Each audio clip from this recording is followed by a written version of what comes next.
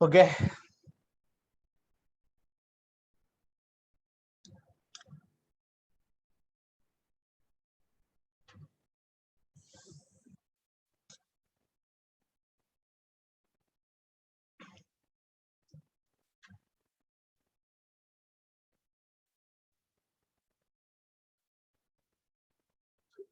Okay, welcome my dear friends. Financial risk study note 9 ആണ് session ഡിയിലെ SFM.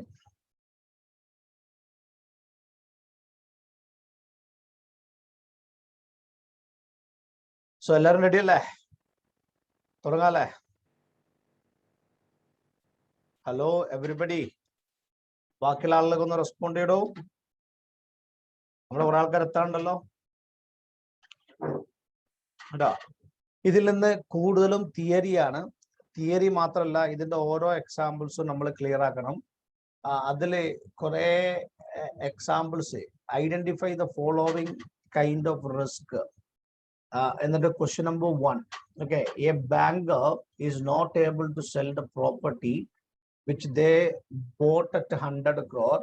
Now there is only 80 crore worth value for the asset. Identify what kind of risk. An investor, he invested his money in a bond. The company which become insolvent. What kind of risk is this? എന്നൊക്കെ രീതിയിലുള്ള questions ആണ് എന്ത് ചെയ്യുന്നത് ഇതിൽ വരുന്നത്. A person invested in fixed deposit. After 3 years, the rate of interest of fixed deposit is decreased. What kind of risk? ഈ രീതിയിൽ ഒരേ ക്വസ്റ്റ്യനകത്ത് 4-5 റിസ്കുകൾ തരും. എന്നിട്ട് ഇത് ഏത് റിസ്ക് ആണ്, ഇത് ഏത് റിസ്ക് ആണെന്നുള്ള ഐഡന്റിഫൈ ചെയ്യണം. ഐഡന്റിഫൈ ചെയ്തതിന് ശേഷം ആ റിസ്ക് എന്താണെന്നുള്ളത് ചെറുതായിട്ടൊന്ന് എഴുതുകയും വേണം. ഇതാണ് നമ്മുടെ ഈ ചാപ്റ്ററിലുള്ള ക്വസ്റ്റ്യൻസ്. ഇത് കൂടാതെ നമ്മുടെ സ്റ്റഡി നോട്ടിൽ തന്നെ ഉണ്ട് ഏകദേശം എല്ലാ ക്വസ്റ്റ്യൻസും. 1-2 ക്വസ്റ്റ്യൻസ് മാത്രമേ സ്റ്റഡി നോട്ടിൽ ഇല്ലാത്തതുള്ളൂ. അതുകൊണ്ട് ഈ ചാപ്റ്റർ പഠിക്കൽ വളരെ എളുപ്പമാണ്. എനിക്ക് തോന്നുന്നത് കുറഞ്ഞ സമയം മതി ഈ ചാപ്റ്റർ ഫിനിഷ് ചെയ്യാൻ കേട്ടോ. അപ്പൊ തുടങ്ങാണ്. ഫിനാൻഷ്യൽ റിസ്ക് എന്നാണ് ചാപ്റ്ററിന്റെ പേര്. നൗ ഇതിലുള്ള content, concept of risk. Risk എന്നാൽ എന്താണ്, റിസ്ക് എങ്ങനെ മാനേജ് ചെയ്യാം, റിസ്ക് മാനേജ് ചെയ്യാനുള്ള ടൂളുകളാണ് ഡെറിവേറ്റീവ്. അതിൽ ഹെഡ്ജിങ് നമ്മൾ പഠിച്ചിട്ടുണ്ട്, അങ്ങനെയുള്ള കുറെ സംഭവങ്ങൾ നമ്മൾ പഠിച്ചിട്ടുണ്ട് കേട്ടോ.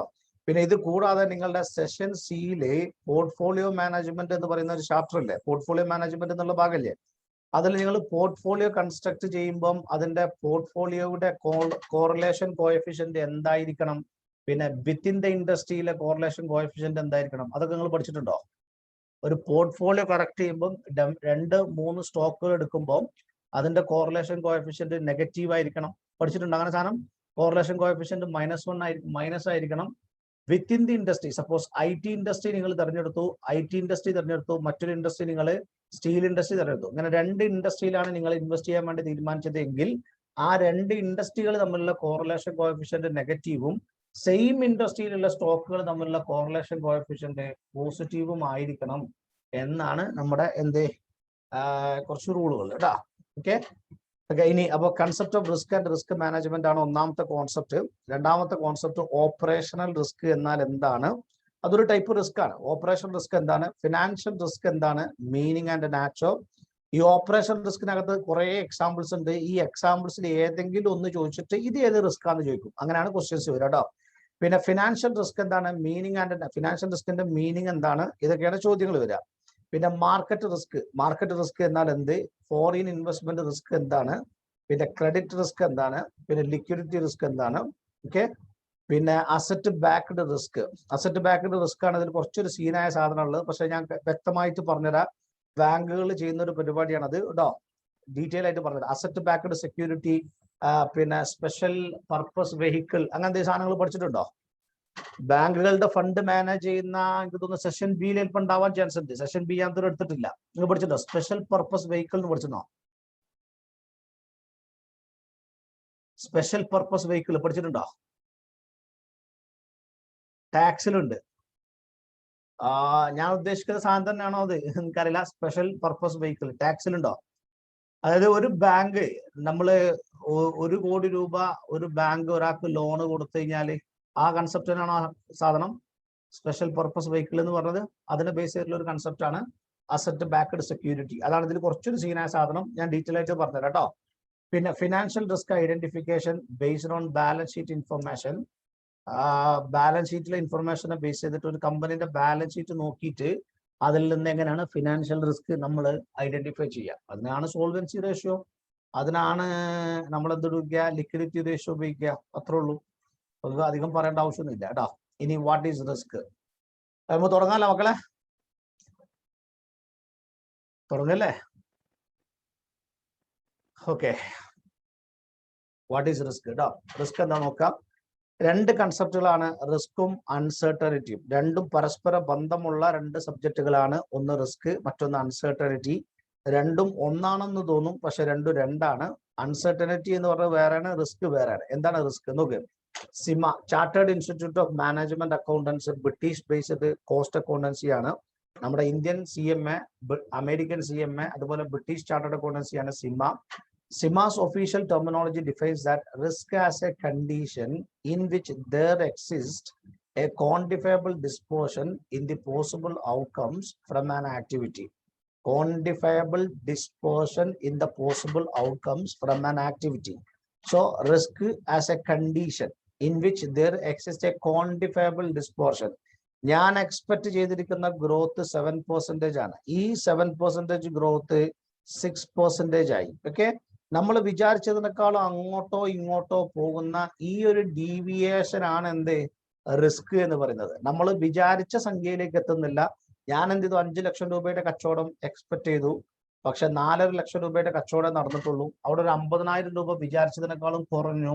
ഓക്കെ, അതൊരു റിസ്ക് ആണ്. Quantifiable dispersion. Dispersion means measures of dispersion അഥവാ സ്റ്റാൻഡേർഡ് ഡീവിയേഷൻ ആണ് എന്ത് റിസ്ക് കേട്ടോ. അപ്പൊ CIMA's official terminology defines that risk is a എന്താണ്, റിസ്ക് ഈസ് എ കണ്ടീഷൻ ആണ് in which there exists a quantifiable dispersion, that means measurable dispersion in the possible outcomes from an activity. Is it okay? Shall I go for the next point? Hello, okay na? എന്താണ് കമന്റുകളുടെ വേഗത കുറഞ്ഞത്? നമ്മുടെ സവിത്ര എപ്പോഴും തമ്പാണ് അല്ലെ അല്ലേ? ബാക്കിയുള്ള വേഗത കുറഞ്ഞ. ഒരു സെക്കൻഡ്, രണ്ടാമത്തെ പ്രാവശ്യം. ഹലോ, ആരാണ്? എവിടുന്നാണ്?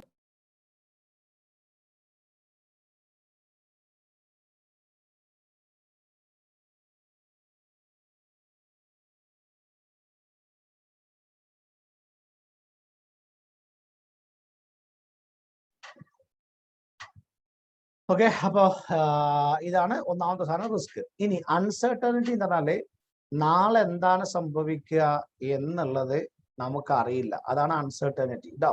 6% പ്രതീക്ഷിച്ചത് 5%ആയി, 8% പ്രതീക്ഷിച്ചത് 9%ആയി. ഇങ്ങനെയുള്ള ഈ ഡീവിയേഷൻ ആണ് സത്യത്തിൽ റിസ്ക്. റിസ്ക് എന്ന് പറഞ്ഞാൽ സ്റ്റാൻഡേർഡേഷൻ ആണ് കേട്ടോ. Uncertainty is the inability to predict the outcomes from an activity. That is our inability to predict the outcomes from an activity. അതിന് പറയുന്ന പേരാണ് uncertainty. എന്താ പറയാ? Uncertainty is the inability to predict the outcomes from an activity. Future നമുക്ക് predict ചെയ്യാൻ പറ്റുന്നില്ല. Inability to predict the outcomes from an activity. അതാണ് uncertainty. ഇത്രേ ഉള്ളൂ കേട്ടോ. What is uncertainty മക്കളെ?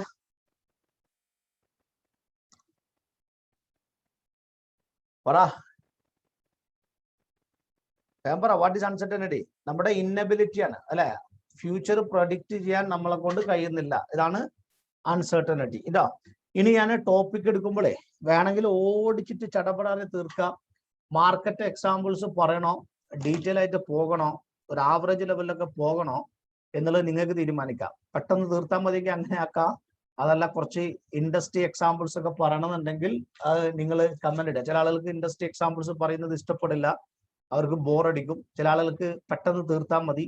ഓക്കെ, അത് നിങ്ങളൊന്ന് കമന്റ് ഇടുക. എങ്ങനെയാണ് പോകേണ്ടത് നമ്മൾ. ഇനി ഞാൻ ഓരോ എക്സാമ്പിൾസ് പറയാൻ വേണ്ടി പോവാണ്. ഇൻഡസ്ട്രി എക്സാമ്പിൾസ് വേണം. എല്ലാവരുടെ അഭിപ്രായങ്ങളും കേൾക്കട്ടെ. ഹലോ, കമന്റുകൾ കേട്ടെ.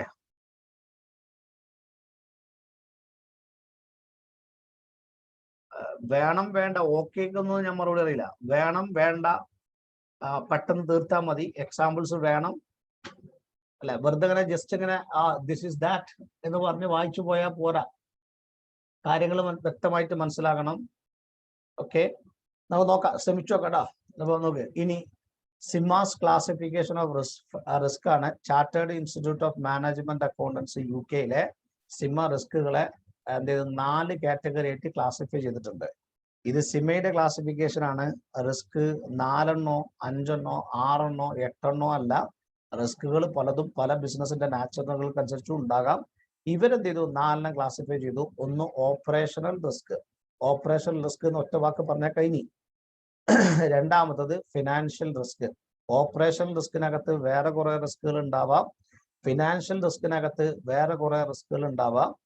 മറ്റൊന്ന് എൻവയോൺമെന്റൽ റിസ്ക് ആണ് ഇവർ തിരിച്ചിട്ടുള്ളത്. മറ്റൊന്ന് റെപ്യൂട്ടേഷൻ റിസ്ക്. ഈ 2 റിസ്കും നമ്മൾ പഠിക്കുന്നില്ല. ഇതും ഇതേ ടെക്സ്റ്റ് ബുക്കിലുള്ളൂ. ഈ 2 എണ്ണം എന്തില്ല, ഇതിലില്ല കേട്ടോ. അതുകൊണ്ട് ഓപ്പറേഷൻ റിസ്ക് എന്താന്ന് നമുക്ക് ഡീറ്റെയിൽ ആയിട്ട് പോകാം. ഫിനാൻഷ്യൽ റിസ്ക് എന്താന്ന് ഡീറ്റെയിൽ ആയിട്ട് പോകാം. ഇല്ലാത്ത 2 എണ്ണത്തെ കുറിച്ചിട്ട് ആദ്യം ഒന്ന് പറഞ്ഞുതരാം കേട്ടോ. എൻവയോൺമെന്റൽ റിസ്ക് എന്ന് പറഞ്ഞാല് നമ്മുടെ ബിസിനസ് എൻവയോൺമെന്റിൽ ഉണ്ടാകുന്ന ചേഞ്ചുകൾക്കനുസരിച്ചിട്ട് ബിസിനസ് നേരിടുന്ന പ്രയാസങ്ങൾക്ക് പറയുന്ന പേരാണ് എൻവയോൺമെന്റൽ റിസ്ക്. ഉദാഹരണത്തിന് ആളുകളുടെ ലൈഫ് സ്റ്റൈൽ മാറി, ബിസിനസിന്റെ ചേഞ്ച് വന്നു. ഇപ്പൊ അടുത്ത കാലത്ത് കൊറോണ വന്നപ്പോൾ ഹോട്ടലുകളിൽ ഇരുന്നിട്ട് ഭക്ഷണം കഴിക്കുന്ന ടെൻഡൻസികൾ നിന്ന്, അപ്പോൾ ഫുഡ് സർവീസ് സപ്ലൈ ചെയ്യുന്ന ചെറിയ ചെറിയ കമ്പനികൾ അല്ലെ, സൊമാറ്റോ സ്വിഗ്ഗി പോലത്തെ ഫുഡ് ഡെലിവറി ചെയ്യുന്ന കമ്പനികൾക്ക് ഇവിടെ ഒരു പോസിബിലിറ്റീസ് ഉണ്ട്. അതൊരു എൻവയോൺമെന്റൽ ഓപ്പർച്യൂണിറ്റിയാണ് കേട്ടോ. എൻവയോൺമെന്റ് എന്ന് പറയുമ്പോൾ പരിസ്ഥിതി അല്ല, ബിസിനസ്സുമായി ബന്ധപ്പെട്ടിട്ടുള്ള മൊത്തത്തിലുള്ള ചുറ്റുപാടുകൾക്ക് പറയുന്ന പേരാണ് എൻവയോൺമെന്റ്. അപ്പൊ ആ എൻവയോൺമെന്റിൽ ഉണ്ടാകുന്ന ചേഞ്ച് ബിസിനസ്സിന് അനുകൂലമായിട്ടോ പ്രതികൂലമായിട്ടോ ബാധിക്കാം.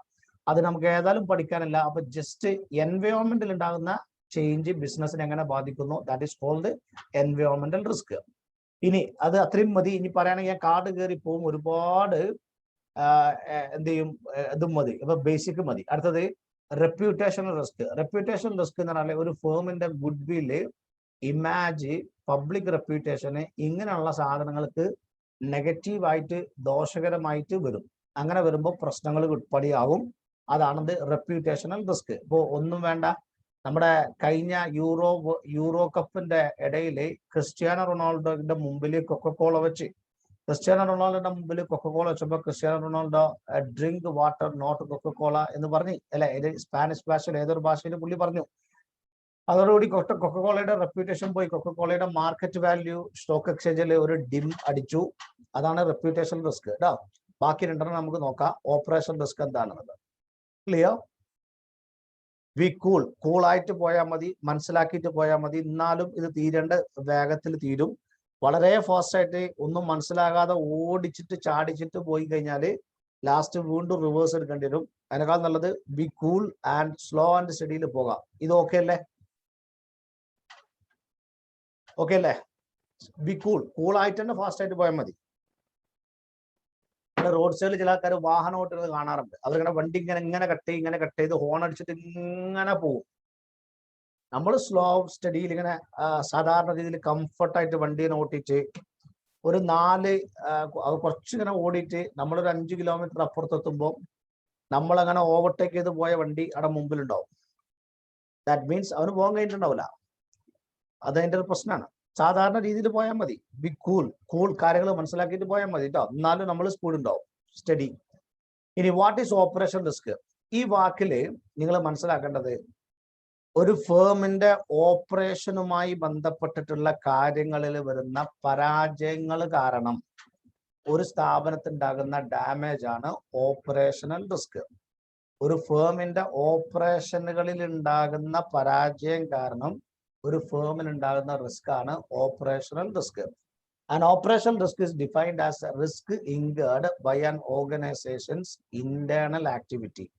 എന്ന് പറഞ്ഞാൽ നല്ല അടിപൊളിയായിട്ട് പോയിക്കൊണ്ടിരിക്കുന്ന ഒരു സ്ഥാപനത്തിന്റെ ഏറ്റവും തലപ്പത്തിരിക്കുന്ന ബോർഡ് ഓഫ് ഡയറക്ടർ ആയ ഒരാള് മാറി, അയാൾക്ക് പകരം പുതിയ ബോർഡ് ഓഫ് ഡയറക്ടർ വന്നു. അയാളുടെ തലതിരിഞ്ഞ പരിഷ്കാരങ്ങൾ കാരണം ഫേമിന്റെ നിലവിലുണ്ടായിരുന്ന ഒബ്ജക്റ്റീവുകളിൽ പലതും നേടാൻ കഴിഞ്ഞിട്ടില്ല. നമ്മുടെ ടാറ്റ ഗ്രൂപ്പില് സൈറസ് മിസ്ത്രി ചെയർമാൻ ആയിരുന്ന സന്ദർഭത്തില് ടാറ്റ ഗ്രൂപ്പ് നടത്തിയ പല ബിസിനസ്സുകളും ഫ്ലോപ്പായി. അവസാനം ടാറ്റ സൺസ്, ടാറ്റ ഗ്രൂപ്പിലുള്ള രത്തൻ ടാറ്റ അനുകൂലികളായ ആളുകള് ഇയാളെടുത്തിട്ട് പുറത്തേക്ക് ഇട്ടു. അണ്ടർസ്റ്റുഡ്? ഇയാളെടുത്തിട്ട് എന്ത് ചെയ്തു? പുറത്തേക്ക് ഇട്ടു. അപ്പൊ ഇങ്ങനെ ഒരു വ്യക്തിയുടെ പ്രശ്നമാവാം. ഇനി അതല്ലാത്ത വേറെ എന്താന്നുള്ളത് നമുക്ക് നോക്കാം കേട്ടോ. അപ്പൊ operation risk is defined as a risk incurred by an organisation's internal activity. എന്തൊക്കെയുണ്ട് നോക്കുക. Operation risk is a broad discipline focusing on the risk arising from the people. ഇതാണ് സൈറസ് മിസ്ത്രിക്ക് ഉദാഹരണം. സൈറസ് മിസ്ത്രിക്ക് ഉദാഹരണം ഇതാണ് കേട്ടോ. ഇതുപോലെ വേറെ കുറെ കമ്പനികളിൽ സംഭവിച്ചിട്ടുണ്ട്. നമ്മുടെ ഇൻഫോസിസ് ഇല്ലേ? ഹലോ, ഞാൻ 1-2 എക്സാമ്പിൾസ് പറഞ്ഞോട്ടെ, എന്നാൽ നമുക്ക് പിടിക്കാം, സമയമൊന്നും ഉപയോഗിക്കൊന്നുമില്ല കേട്ടോ.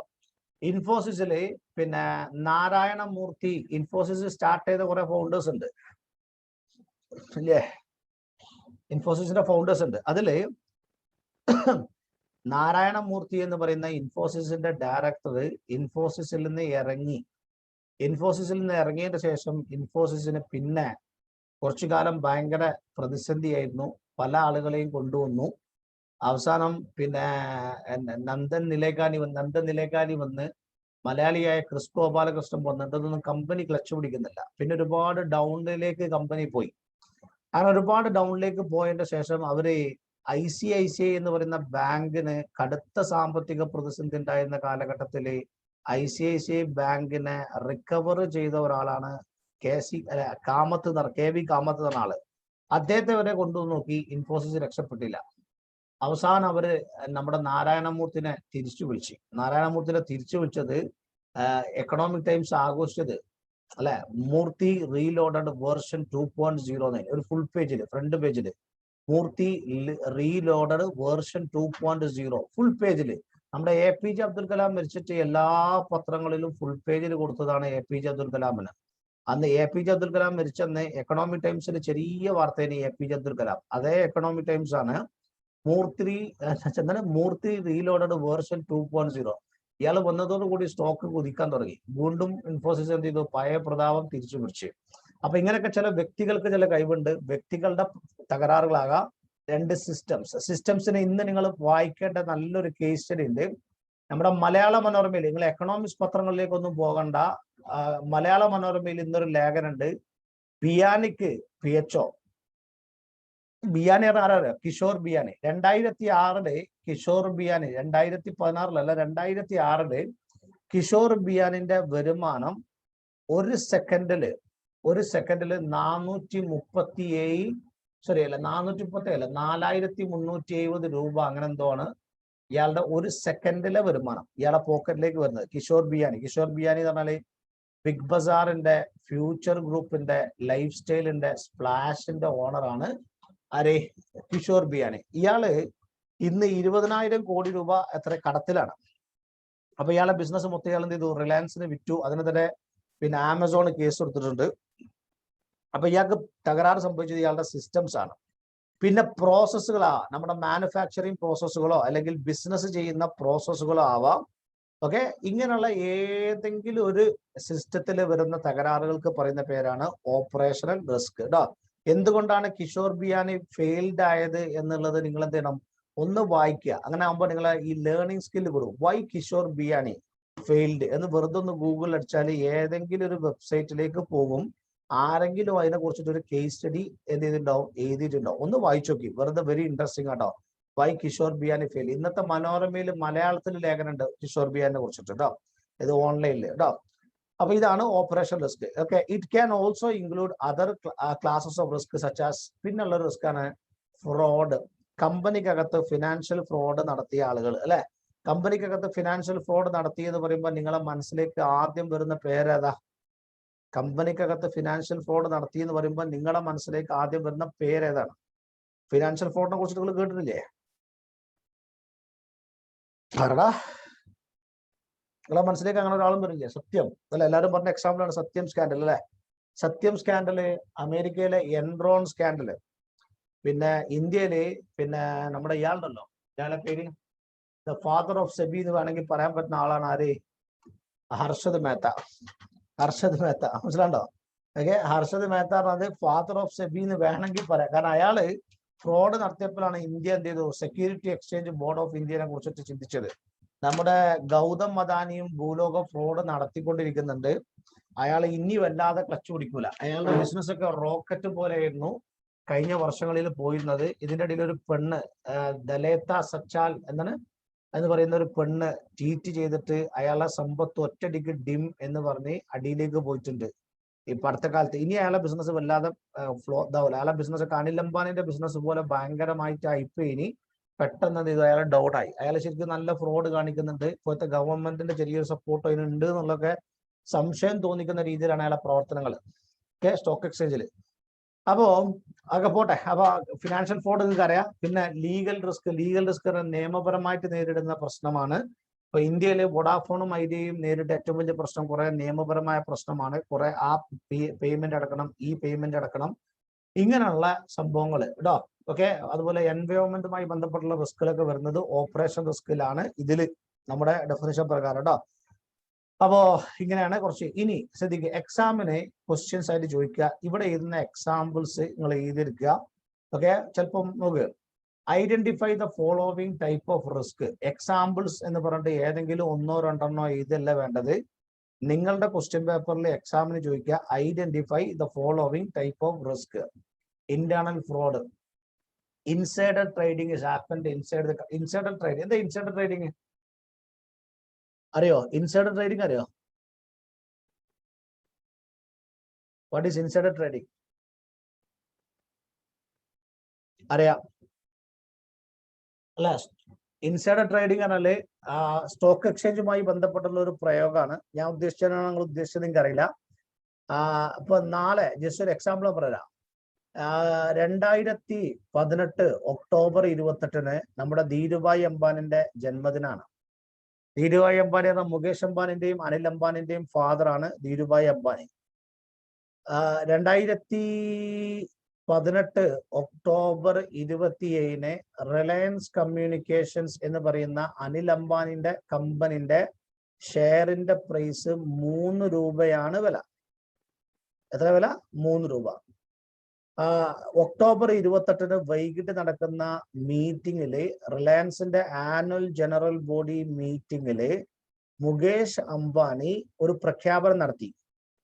ഇന്ത്യ രാജ്യത്ത് ഉള്ള റിലയൻസിന്റെ എല്ലാ ടവറുകളും മുകേഷ് അംബാനി വാങ്ങുകയാണ് എന്നാണ് പ്രഖ്യാപനം. 20,000 കോടി രൂപക്കാണ് എന്ത് ചെയ്ത് അംബാനി ഇത് വാങ്ങുന്നത്. ഈ പ്രഖ്യാപനം നടത്തി. അപ്പൊ കുത്തുപാളെടുത്ത് കിടക്കുന്ന അനിൽ അംബാനിന്റെ കമ്പനിയിലേക്ക് 20,000 കോടി രൂപ ഒറ്റടിക്ക് വരികയല്ലേ.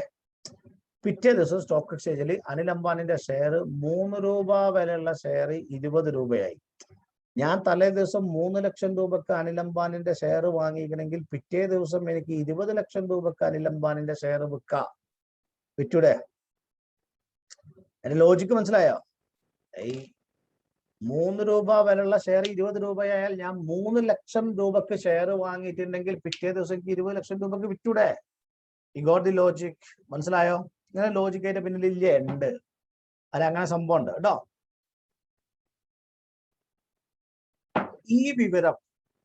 ഈ വിവരം അംബാനിയുമായി ബന്ധപ്പെട്ടിട്ടുള്ള ആരെങ്കിലും കുറച്ച് ആൾക്കാർക്ക് നേരത്തെ അറിയുമെങ്കിൽ, ഒക്ടോബർ 28 മുകേഷ് അംബാനി ഇങ്ങനെ ഒരു പ്രഖ്യാപനം നടത്തും എന്ന് മുകേഷ് അംബാനിയെ ചുറ്റിപ്പറ്റിയിട്ടുള്ള ആർക്കെങ്കിലും അറിയുമെങ്കിൽ ഒക്ടോബർ 26 റിസ്ക് ഒന്നും എടുക്കണ്ട.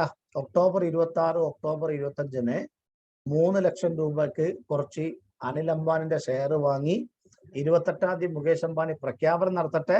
29-ാം തീയതി മാർക്കറ്റ് ബൂം നിറഞ്ഞ് 20 പോകുമ്പോൾ 29-ാം തീയതി വൈകുന്നേരം ആ ഷെയറുകളൊക്കെ എന്ത് ചെയ്യുക, ഡിം നിറഞ്ഞാണ്ട് വിൽക്കുക. Is it possible? Is it possible? അത് നടന്നൂടെ? ഇത് നേരത്തെ അറിയിച്ചിട്ട് ചെയ്യുന്ന ഇങ്ങനെയുള്ള ഇൻഫർമേഷൻ ചെയ്യുന്നതിന് പറഞ്ഞ പേരാണ് ഇൻസൈഡർ ട്രേഡിംഗ്. അത് ഭയങ്കര അൺഎത്തിക്കലാണ്. അങ്ങനെ ചെയ്യാൻ പാടില്ല. ലോകത്തുള്ള എല്ലാ സ്റ്റോക്ക് എക്സ്ചേഞ്ച് റിലേറ്റഡ് ആയ പ്രോട്ടോകോൾ പ്രകാരം അത് അൺഎത്തിക്കലാണ്, ഭയങ്കര ഗുരുതരമായ കുറ്റമാണ്. ചെയ്യാൻ പാടില്ല കേട്ടോ. ഓക്കെ. അപ്പൊ ഇൻസൈഡർ ട്രേഡിങ്. പിന്നെ മിസ് അപ്രോപ്രിയേഷൻ ഓഫ് അസറ്റുകൾ എന്താ പറയാ, തെറ്റായ രീതിയിൽ വിലയിരുത്തുക. നിങ്ങൾക്കറിയല്ലോ, വാല്യൂ ഡിപ്രീസിയേഷനിൽ ഒക്കെ ഉപയോഗിച്ചുകൊണ്ട് ഡിപ്രീസിയേഷൻ കുറച്ചിട്ടും ഡിപ്രീസിയേഷൻ കൂട്ടിയിട്ടൊക്കെ എന്ത് ചെയ്യുക, അതിന്റെ വാല്യൂവിൽ വ്യത്യാസപ്പെടുത്തുക. കൂടുതൽ അസറ്റുകൾ ഉണ്ടെന്ന് കാണിക്കുക, ഇല്ലാത്ത അസറ്റുകൾ ഉണ്ടെന്ന് കാണിക്കുക. ഇതൊക്കെ എന്താണ്? ഓപ്പറേഷൻ റിസ്ക് ആണ് കേട്ടോ. ഇനി എക്സ്റ്റേണൽ ഫ്രോഡുകൾ ഉണ്ട്, തെഫ്റ്റ്, ഓക്കെ, നാച്ചുറൽ ഡിസാസ്റ്റേഴ്സിലേക്ക് ടെററിസം, ഓക്കെ, ഒരു ഫയർ ഇൻ ദ ഫാക്ടറി, ഇതൊക്കെ എന്തിനു ഉദാഹരണമാണ്? എക്സ്റ്റേണൽ റിസ്കിന് ഉദാഹരണമാണ്. ഓപ്പറേഷൻ റിസ്കിന്റെ അണ്ടറിൽ വരുന്നതാണ്. പിന്നുള്ളത് നമ്മുടെ മാനേജ്മെന്റ് ആൻഡ് അഡ്മിനിസ്ട്രേറ്റീവ് ഡിസ്റപ്ഷൻ എന്ന് പറഞ്ഞാൽ നമ്മുടെ കമ്പനി ഭരിക്കുന്നോടത്ത് വരുന്ന പ്രശ്നങ്ങൾ, അഡ്മിനിസ്ട്രേഷൻ മോശമായതുകൊണ്ട് കമ്പനി തകരുന്ന അവസ്ഥക്ക് പറയുന്ന പേരാണ് management and administrative disruption. Management and administrative എന്താ പറയാ? ഡിസ്റപ്ഷൻ എന്ന് പറയും കേട്ടോ. അടുത്ത ടെക്നോളജിക്കൽ ബ്രേക്ക് ഡൗൺ. ടെക്നോളജി സംബന്ധമായിട്ടുള്ള പരാജയങ്ങൾ. ഇതാണ് നമ്മുടെ നോക്കിയക്ക് സംഭവിച്ചത്. ടെക്നോളജിക്കൽ ബ്രേക്ക് ഡൗൺ എന്ന് പറഞ്ഞാല് എനിക്ക് തോന്നുന്നത് 2012 ഒക്കെ 2011 കാലഘട്ടത്തിൽ ലോകത്തിലെ ഏറ്റവും വലിയ മൊബൈൽ നിർമ്മാണ കമ്പനിയാണ് നോക്കിയ, അല്ലെ? അന്ന് നോക്കിയനേക്കാളും മേലെ ആപ്പിൾ ഉണ്ട്, സാംസങ് ഒന്നും ആയി വരുന്നില്ല. ലോകത്തിലെ ഏറ്റവും വലിയ കമ്പനി നോക്കിയാണ്. അപ്പോ പിന്നെ അന്ന് ആപ്പിളിന്റെ ഓപ്പറേറ്റിംഗ് സിസ്റ്റം ഉണ്ട്, പിന്നെ സാംസങ് അന്ന് കേറിയിട്ടില്ല. പിന്നുള്ളത് ബ്ലാക്ക്ബെറിയാ. ബ്ലാക്ക്ബെറി ഒന്നും ഇന്ത്യയിലില്ല, മിഡിൽ ഈസ്റ്റിലൊക്കെ ബ്ലാക്ക്ബെറി ഉണ്ട്. പിന്നുള്ള ഒരു ഓപ്പറേറ്റിംഗ് സിസ്റ്റം എന്ന് പറയുന്നത് HTC ഫോൺ ഉണ്ടല്ലോ, HTC. എക്സാമ്പിൾ പറഞ്ഞോ, HTC എന്ന് ഉപയോഗിക്കുന്നത് വിൻഡോസിന്റെ സോഫ്റ്റ്വെയറാണ്. പക്ഷേ ഈ ഗൂഗിളിന്റെ ഓപ്പറേറ്റിംഗ് സിസ്റ്റമായ ആൻഡ്രോയിഡ് വന്നതോടുകൂടി എന്ത് ചെയ്തു? HTC ആൻഡ്രോയിഡിലേക്ക് മാറി. സാംസങ് ആൻഡ്രോയിഡുമായിട്ട് ഒരുപാട് ഫോണുകൾ ഇറക്കാൻ തുടങ്ങി. എന്തിന്? സ്വന്തം ഓപ്പറേറ്റിംഗ് സിസ്റ്റം ഉപയോഗിച്ചിരുന്ന ബ്ലാക്ക്ബെറി വരെ എന്തിലേക്ക് മാറി? ആൻഡ്രോയിഡിലേക്ക് മാറി. പക്ഷെ നോക്കിയ എന്ത് ചെയ്തില്ല, അപ്പോഴും ആ പഴയ കൂതറ ഓപ്പറേറ്റിംഗ് സിസ്റ്റം അവർ നിന്ന് അതോടുകൂടി അവരെന്ത് ചെയ്തു? പരാജയപ്പെട്ടു. നോക്കിയതിന്റെ ഒരു പരാജയക്കാരനാണ്. നല്ല അടിപൊളി ഫോണായിരുന്നു, പക്ഷെ ലോക്കൽ ഓപ്പറേറ്റിംഗ് സിസ്റ്റം ആയിരുന്നു. അണ്ടർസ്റ്റുഡ്? അപ്പൊ ഇങ്ങനെ ടെക്നോളജിക്കൽ ഡിഫറൻസ് വരുമ്പം ബിസിനസ് പരാജയപ്പെടും. ഓക്കെ. പിന്നെ it is very harder to quantify. ഇത് അളക്കാൻ കുറച്ച് പ്രയാസമാണ്. Okay. Everybody comfortable with operating risk? എന്തെങ്കിലും പറയാന്നുണ്ടെങ്കിൽ പറയാം. നിങ്ങൾക്ക് എന്തെങ്കിലും ഡൗട്ടുകളോ എന്തെങ്കിലും എക്സാമ്പിൾസ് ഉണ്ടെങ്കിൽ ചോദിച്ചോളൂ, ഫീൽ ഫ്രീ, നമ്മൾ തീർക്കും. ഹാപ്പി? എന്തെങ്കിലും ഇൻട്രസ്റ്റ് എക്സാമ്പിൾ ഒക്കെ ഉണ്ടെങ്കിൽ ചോദിച്ചോളൂ. No issue, feel free. I'm ready to finish it കേട്ടോ. അവനെ കുറച്ച് ബേജാറാവണ്ട, പെട്ടെന്ന് തീർക്കണം വിചാരിച്ചിട്ട് ധൃതി പിടിക്കൊന്നും വേണ്ട, എന്നാലും തീരും. I am a cool calm, എന്നാലും തീർക്കാം കേട്ടോ. Don't worry. ഓക്കെ. ഇനി അടുത്തത് ഫിനാൻഷ്യൽ റിസ്ക് കേട്ടോ. What is financial risk? Financial റിസ്കിന്റെ ഡെഫിനേഷൻ നിങ്ങളൊന്ന് ജസ്റ്റ് ഒന്ന് എഴുതി. Financial risk can be best thought as the variability in earnings or cash flows and market value. So it's the variability means change. ഒന്ന് earning per share എന്ന് പറഞ്ഞാൽ EPS, earnings ട്ടോ. ഒന്ന് earnings, രണ്ട് cash flow വേറെ, earnings വേറെ. cash flow എന്തിനു ഉപയോഗിക്കും? നമ്മുടെ ഡിസ്കൗണ്ടഡ് പ്രസന്റ് വാല്യൂ അല്ലെ? ഏർണിങ്സ് ഉപയോഗിക്കുന്ന ഒരേ ഒരു മെത്തേഡ് ഉള്ളത് ARR ആണ്. ബാക്കിയുള്ള എല്ലാ മെത്തേഡുകളും ഉപയോഗിക്കുന്നത് ക്യാഷ് ഫ്ലോസ് ആണ്. മൂന്നാമത്തത് മാർക്കറ്റ് വാല്യൂ മീൻസ് ഷെയർസിന്റെ വാല്യൂ. ഓക്കെ. ഈ മൂന്ന് കാര്യങ്ങളിലുള്ള ഡിഫറൻസ് ആണ് variability in earnings, variability in cash flow, variability in market share. ഈ മൂന്നെണ്ണത്തിലുള്ള ഡിഫറൻസ് ആണ് എന്ത് ഫിനാൻഷ്യൽ റിസ്ക്. നമ്മൾ 6% എക്സ്പെക്ട് ചെയ്തു, അത് 5% ആയിട്ട് ചുരുങ്ങി. സോ ദിസ് ഇസ് ദി എന്തേ ഇങ്ങനെ നോക്ക്. പിന്നെ സ്റ്റോക്ക് എക്സ്ചേഞ്ചിൽ ഇത് എന്ന് പറഞ്ഞാൽ പക്ക പ്രൊഫഷണൽ ബിസിനസ് ആട്ടോ. നമ്മൾ എങ്ങനെങ്കിലും ഒരു ബിസിനസ് തുടങ്ങി ആ ബിസിനസ് എങ്ങനെങ്കിലും നമ്മുടെ കഴിവിനനുസരിച്ചിട്ട് മുന്നോട്ട് തള്ളി നീക്കി എന്നുള്ള പരിപാടി പറ്റില്ല. സ്റ്റോക്ക് എക്സ്ചേഞ്ചിലെ ഓരോ കമ്പനിയും എന്ത് ചെയ്യും, ഇൻവെസ്റ്റേഴ്സ് അനാലിസിസ്, കഴിഞ്ഞ വർഷത്തെക്കാളും ബിസിനസ് കൂടിയോ, പിന്നെ ടാക്സ് ഏണിങ് കൂടിയോ, ഇൻവെന്ററി കൂടിയോ, ക്യാഷ് കൂടിയോ, ക്രെഡിറ്റേഴ്സ് കൂടിയോ, ഫുൾ സാധനങ്ങൾ ആളുകൾ ക്വാർട്ടർ ടു ക്വാർട്ടർ അനാലിസിസ് ചെയ്തിട്ട്, അതാണ് ഞങ്ങളോട് പറഞ്ഞത് നിങ്ങൾ ഇൻവെസ്റ്റിംഗ് പഠിക്കണം എന്ന്. നേരത്തെ മോർണിംഗിൽ പറഞ്ഞില്ലേ, അത് പഠിച്ചാൽ എന്ത് തരാം നിങ്ങൾക്കുള്ള ഗുണം എന്താ വെച്ചാൽ നിങ്ങൾ ഇൻഡസ്ട്രി എക്സ്പേർട്ടായി വലിയ വലിയ ഫിനാൻസ് ഫേമിൽ നിങ്ങൾക്ക് വർക്ക് ചെയ്യാൻ പറ്റും. പിന്നെ സബ്ജക്റ്റിനെ കുറിച്ചുള്ള നോളജും കൂടും. വെറുതെ അങ്ങനെ കുറെ ബാലൻസ് ഷീറ്റ് ഉണ്ടാക്കാൻ വേണ്ടി പഠിക്കല്ല, അത് അനാലിസിസ് ചെയ്യാൻ വേണ്ടി പഠിക്കണം. മക്കളെ ഞാൻ രാവിലെ പറഞ്ഞ ഓർമ്മ ഉണ്ടോ? എന്തേ ഓർമ്മ? അപ്പൊ ഇതാണ് മൂന്ന് കാര്യങ്ങളിലുള്ള വേരിയബിലിറ്റി ആണ്. ഒന്ന് ഏണിംഗ് പറഞ്ഞാൽ EPS ആണ് കേട്ടോ. പിന്നെ 2 ക്യാഷ് ഫ്ലോ ആണ്. മൂന്നാമത്തത് മാർക്കറ്റ് വാല്യൂ കേട്ടോ. പിന്നെ അടുത്ത unpredictable changes in the commodity prices. Okay, അതായത് സാധനങ്ങളുടെ വില കുറഞ്ഞ് സാധനങ്ങളുടെ വില കൂടി. നമ്മുടെ പ്രൊഡക്റ്റിന്റെ വില കുറഞ്ഞാൽ എന്താ സംഭവിക്കുക? 50,000 പീസ് ഞാൻ വിൽക്കുന്നു, 5 രൂപയായിരുന്നു എക്സ്പെക്ട് ചെയ്ത വില. മാർക്കറ്റിൽ ഇതിന്റെ വില 4 ആയി കുറഞ്ഞു. എന്റെ പ്രോഫിറ്റബിലിറ്റിനെ അത് അഫക്ട് ചെയ്യും. Unpredictable change in the commodity price. പിന്നെ സെക്യൂരിറ്റി പ്രൈസസ് എന്ന് പറഞ്ഞാല് നമ്മുടെ സ്റ്റോക്കിന്റെ പ്രൈസുകൾ, interest rate, okay, due to non-fulfillment obligation of counterparties in financial transaction. കിട്ടേണ്ട ക്യാഷ് കിട്ടേണ്ട സമയത്ത് കിട്ടാതെ വരുന്ന സാഹചര്യങ്ങൾ. ഓക്കെ, നമ്മുടെ കൗണ്ടർ പാർട്ടീസ് നമുക്ക് തരാനുള്ള പേയ്മെന്റ് കറക്റ്റ് സമയത്ത് തരാതിരിക്കുന്നത്, ഇതൊക്കെ എന്താണ് ഫിനാൻഷ്യൽ റിസ്കിന് വരുന്ന കാര്യങ്ങളാണ്. അണ്ടർസ്റ്റുഡ്? ഇതൊക്കെ ഫിനാൻഷ്യൽ റിസ്കിൽ വരുന്ന കുറച്ച് സംഭവങ്ങളാണ്. Everybody hello? ഫിനാൻസുമായി ബന്ധപ്പെട്ടുള്ള പല കാര്യങ്ങളും, അതാണ് ഫിനാൻഷ്യൽ റിസ്കിൽ വരിക കേട്ടോ. ഇനി what is market risk? Market risk, financial risk caused by unfavourable movement of market prices of financial variable referred as market risk. Market risk എന്ന് പറയുന്നത് നമ്മുടെ ഫിനാൻസിനകത്ത് വരുന്ന റിസ്ക് ആണ്.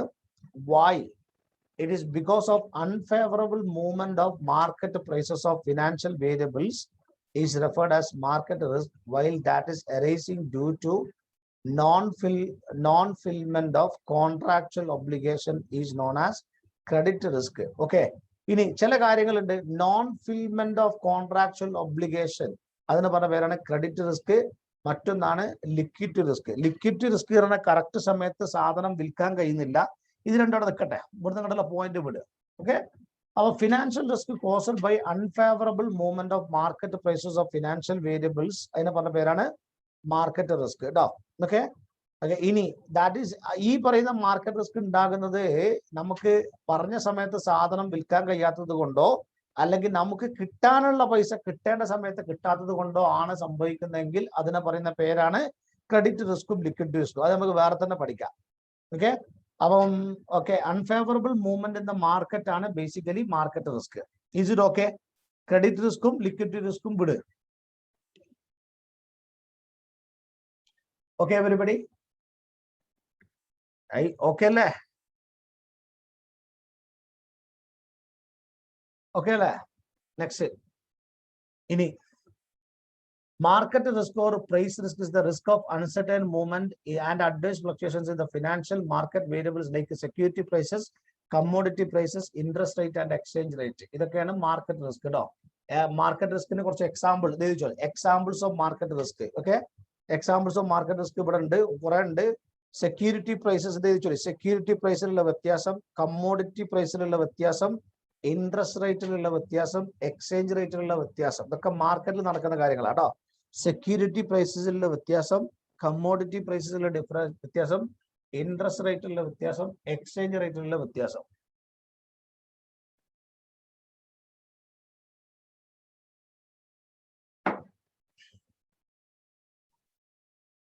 Okay, everybody? Hello? Okay, la?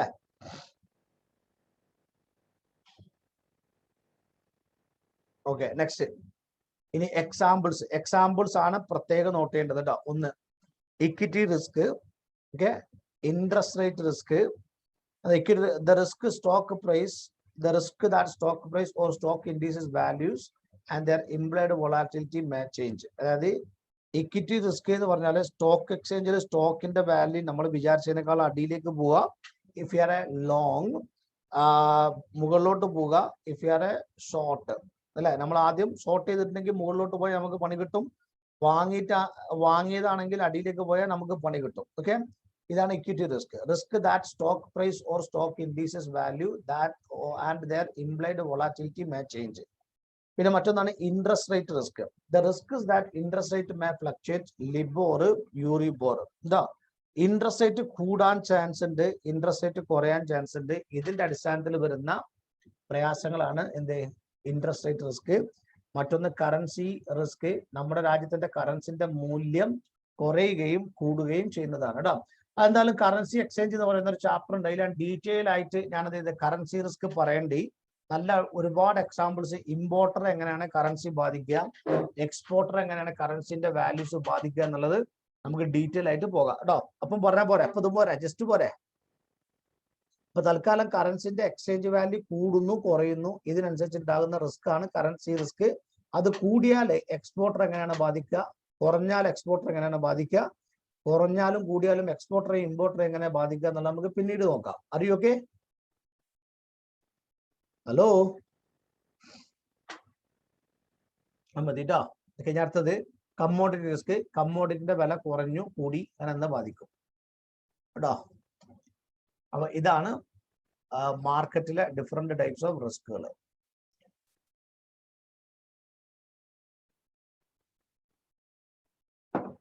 Ready? ഇനി അടുത്തത് assessing and mitigating risk. Assessing and mitigating risk. Okay, assessing and mitigating risk. How to assess and mitigate risk. Risk എങ്ങനെയാണ് അളക്കുക? മിറ്റിഗേറ്റ് റിസ്ക് മീൻസ് റിസ്ക് എങ്ങനെയാണ് avoid ചെയ്യുക. Risk avoid ചെയ്യാനാണ് നമ്മൾ hedging പഠിച്ചത്. Risk avoid ചെയ്യാനാണ് നമ്മൾ പോർട്ട്ഫോളിയോ മാനേജ്മെന്റില് പിന്നെ കോറിലേഷന്, പോർട്ട്ഫോളിയോ മാനേജ്മെന്റ്, ഇങ്ങനെയുള്ള സാധനങ്ങളൊക്കെ നമ്മൾ പോർട്ട്ഫോളിയോയിൽ പഠിച്ചത് കേട്ടോ. Okay, how to assess and mitigate risk. എക്സാമിന് വരാൻ ചാൻസ് ഉള്ള ഒരു നല്ലൊരു ക്വസ്റ്റ്യൻ ആണ് how to assess and mitigate risk കേട്ടോ. ശ്രദ്ധിക്കേ. ഇനി the potential loss amount due to market risk may be measured in a number of ways or convention. അതിനുവേണ്ടി ഉപയോഗിക്കുന്ന എത്രയാണ് നമുക്ക് വരാൻ പോകുന്ന റിസ്ക് എന്ന് അളക്കാൻ വേണ്ടിയിട്ടുള്ള ഒരു ടൂളാണ് value at the risk. Value at the risk എന്ന് പറയുന്നത് ഒരു ടൂളാണ് കേട്ടോ. പിന്നെ the conventions using value at risk are well established and accepted for short term risk management practices. അപ്പൊ നിങ്ങൾ എഴുതേണ്ടത് പിന്നെ റിസ്ക് അസസ് ചെയ്യാനും ഓരോ അസറ്റിനുമുള്ള റിസ്ക് എത്രയാണ്, വാല്യൂ അറ്റ് റിസ്ക്. അത് സ്റ്റാൻഡേർഡൈസേഷൻ തന്നെയാണ് പരിപാടി കേട്ടോ. പിന്നെ നമ്മൾ കുറെ മെഷറുകൾ പഠിച്ചിട്ടില്ലേ, എന്താണ് ജെൻസൺസ് ആൽഫ. അത് പെർഫോമൻസ് അളക്കാൻ വേണ്ടിയിട്ടുള്ള ടൂളാണ്. പക്ഷേ നമ്മുടെ എന്ത് മോഡലാണ്, പിന്നെ expected return minus actual return divided by standard deviation. എന്ത് റേഷ്യോ ആണത്? Portfolio minus actual return divided by standard deviation. Sorry, portfolio return minus risk-free return divided by standard deviation. അതെന്താ? അങ്ങനെ റോയ്സ് സേഫ്റ്റി ഫസ്റ്റ് റേഷ്യോ, അങ്ങനത്തെ ratio ഇല്ലേ? എന്താണ് അങ്ങനെ ratio ഇല്ലേ? മറന്നുപോയോ? Trainer model ratio. Trainer model ratio അല്ല, CAPM ബേസ് ചെയ്തിട്ടല്ലേ. അങ്ങനെ 5 റേഷ്യോസ് ഉണ്ട്. റോയ്സ് സേഫ്റ്റി ഫസ്റ്റ് റേഷ്യോ, പിന്നെ CAPM ബേസ് ചെയ്തിട്ടുള്ളതാണ് ട്രെയിനർ. അങ്ങനെ 5 റേഷ്യോസ് ഉണ്ട്, 5 പെർഫോമൻസ് മെഷേഴ്സ് ഇല്ലേ? 5 പഠിച്ചിട്ട് നമ്മള് ഇല്ലേ? പഠിച്ചിട്ടില്ലേ? 5 ഉണ്ട്. അപ്പൊ എന്തായാലും റിസ്ക് അളക്കാനുള്ള ഒരു ടൂളാണ് valuated risk. The conventions of using valuated risk are well established and accepted in the short time risk management practices. Okay, ശ്രദ്ധിക്കുക. പക്ഷെ ഇതൊരു എസ് എ ക്വസ്റ്റ്യൻ ആണ് കേട്ടോ. എസ് എ ക്വസ്റ്റ്യൻസിന്റെ ആൻസർ നിങ്ങളെ വർക്ക് സ്റ്റഡിയിലുണ്ട്. അതനുസരിച്ച് എന്താണ് എന്താ പറയാ, വർക്ക് സ്റ്റഡി തന്നെയല്ലേ പറയാ, സ്റ്റഡി വർക്ക് എന്താ അല്ലെ, വർക്ക് സ്റ്റഡി വർക്ക് ബുക്ക് അല്ലെ, വർക്ക് ബുക്കിലുണ്ട്. അതിന്റെ സെയിം സാധനമാണ് കേട്ടോ. അപ്പൊ ഇത് വാല്യുവേറ്റഡ് റിസ്ക് ഉപയോഗിക്കാൻ പറ്റുന്നത് ഷോർട്ട് ടേമിലേക്കാണ്. Over the short time horizon limiting assumption is often regarded as reason. അത്രേ ഉള്ളൂ. ഷോർട്ട് ടൈമിലേക്ക് അത്. പക്ഷെ ലോങ് ടേമിലേക്ക് വാല്യുവേറ്റഡ് റിസ്ക് ഉപയോഗിക്കാൻ പറ്റില്ല. ഈ പോർട്ട്ഫോളിയോ പ്രത്യേകിച്ച് നമ്മൾ പെട്ടെന്ന് ചേഞ്ച് ചെയ്യാൻ ചാൻസ് ഉണ്ട്. അതുകൊണ്ട് കേട്ടോ. ഓക്കെ, അപ്പോ പിന്നെ ഞാൻ എന്റെ ബാക്കിയുള്ള കുറച്ച് കണ്ടിന്യൂഷൻ വെച്ചാല് market risk cannot be eliminated through diversification ആണ്, though it can be hedged against. ശ്രദ്ധിക്കുക, മാർക്കറ്റ് റിസ്ക് എന്ന് പറഞ്ഞാൽ ദ റിസ്ക് ഓഫ് ദി മൊത്തത്തിലുള്ള പോർട്ട്ഫോളിയോ ഉണ്ടല്ലോ, പോർട്ട്ഫോളിയോ ദ ബീറ്റ. മാർക്കറ്റിന്റെ റിസ്ക് നമുക്ക് ഒരിക്കലും ചെയ്യാൻ പറ്റില്ല, ഡൈവേഴ്സിഫിക്കേഷൻ കാരണം ഒഴിവാക്കാൻ പറ്റില്ല. ഇപ്പൊ നമ്മള് ഒരു വലിയ ഇൻവെസ്റ്റ്മെന്റ് പോവുകയാണെങ്കിൽ നമ്മൾ 30ഓളം കമ്പനിയിൽ നമ്മുടെ ക്യാഷ് ഇൻവെസ്റ്റ് ചെയ്തിട്ടുണ്ടാവും. അറൗണ്ട് 30+ കമ്പനിയിൽ ഇൻവെസ്റ്റ് ചെയ്തിട്ടുണ്ടാവും. സ്റ്റോക്ക് എക്സ്ചേഞ്ച് പോകുന്നതിനനുസരിച്ചിട്ട് നമ്മുടെ ഈ ഇൻവെസ്റ്റ്മെന്റ് പോകും. സ്റ്റോക്ക് എക്സ്ചേഞ്ച് ഡൗൺ ആവുന്നതിനനുസരിച്ച് ഈ ഇൻവെസ്റ്റ്മെന്റ് ഡൗൺ ആവാനും സാധ്യത വളരെ അധികം കൂടുതലാണ്. അതുകൊണ്ട് ഡൈവേഴ്സിഫിക്കേഷൻ ചെയ്തു എന്നുള്ളത് കൊണ്ട് ലോങ് ടേമിലെ വലിയ പോർട്ട്ഫോളിയോ നമുക്ക് എന്ത് ചെയ്യാൻ കഴിയില്ല, മാനേജ് ചെയ്യാൻ കഴിയില്ല. ബട്ട് അവിടെ നമുക്ക് ഉപയോഗിക്കാൻ പറ്റുന്ന ബെസ്റ്റ് സ്ട്രാറ്റജിയാണ് ഹെഡ്ജിങ്. ഇന്നാണ് നമ്മൾ ഹെഡ്ജിങ് പഠിച്ചത്, ഓർമ്മ ഉണ്ടോ? പുട്ട് ഓപ്ഷൻസ് വാങ്ങിയാൽ മതി, നിഫ്റ്റി ഇൻഡെക്സിൽ ഇതൊക്കെ നമ്മൾ ഇന്ന് പഠിച്ച ഓർമ്മ ഉണ്ടോ? ഞാൻ പറഞ്ഞതില്ലേ, റിലയൻസിന്റെ പുട്ട് ഓപ്ഷൻ വാങ്ങിയാൽ മതി, വിപ്രോയുടെ പുട്ട് ഓപ്ഷൻ വാങ്ങിയാൽ മതി എന്നൊക്കെ പറഞ്ഞ ഓർമ്മ ഉണ്ടോ? ഓക്കെ കേട്ടോ. ഇനി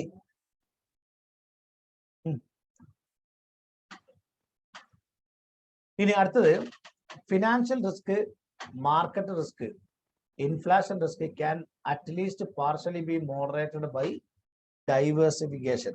നമ്മൾ ഡൈവേഴ്സിഫിക്കേഷൻ ചെയ്യുമ്പോൾ ഏതെങ്കിലും നമ്മൾ ഉള്ള ക്യാഷ് എല്ലാം കൂടി ഒരൊറ്റ കമ്പനിയിൽ കൊണ്ടുപോയിട്ടാല് അല്ലെ, ക്യാഷുകൾ കഷ്ടം മുറിച്ചിട്ട് പല കമ്പനിയിലായിട്ട് കൊണ്ടുപോയിട്ടാല് അല്ലെ, നമ്മൾ ഒരു വീട്ടില് കുറെ അച്ചാറുകൾ ഉണ്ടാക്കി, അച്ചാറുകളെല്ലാം കൂടി വലിയൊരു ഭരണിയിലിട്ടാല് നിങ്ങളെ വീട്ടില് ജ്യേഷ്ഠത്തിന്റെ മകൻ വിരുന്നിന് വരുന്ന സമയത്ത്, തലതിരിച്ച് നമ്മുടെ 3 വയസ്സുള്ള നമ്മുടെ പെങ്ങളുടെ കുട്ടി വിരുന്നിന് വരുന്ന സമയത്ത് ഇവൻ ഒരു കല്ലെടുത്തിട്ട് ഈ ഭരണിക്ക് എറിഞ്ഞാൽ, അല്ലെങ്കിൽ ഇവൻ എന്ത് ചെയ്തു, ഈ ഭരണിന്റെ മേലെ ഇരുന്നിട്ട് ഭരണി അങ്ങ് പൊട്ടിയാൽ മൊത്തം അച്ചാറും പോകും.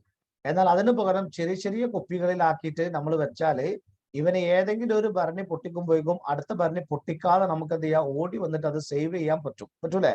ഇതേപോലെ നിങ്ങളെ കയ്യിലുള്ള ക്യാഷ് എല്ലാം കൂടി ഒറ്റ കമ്പനിയിൽ ഇട്ട് കഴിഞ്ഞാൽ ആ കമ്പനി പൊട്ടിയാൽ ഫിനാൻഷ്യൽ റിസ്ക് കൂടുതലാണ്.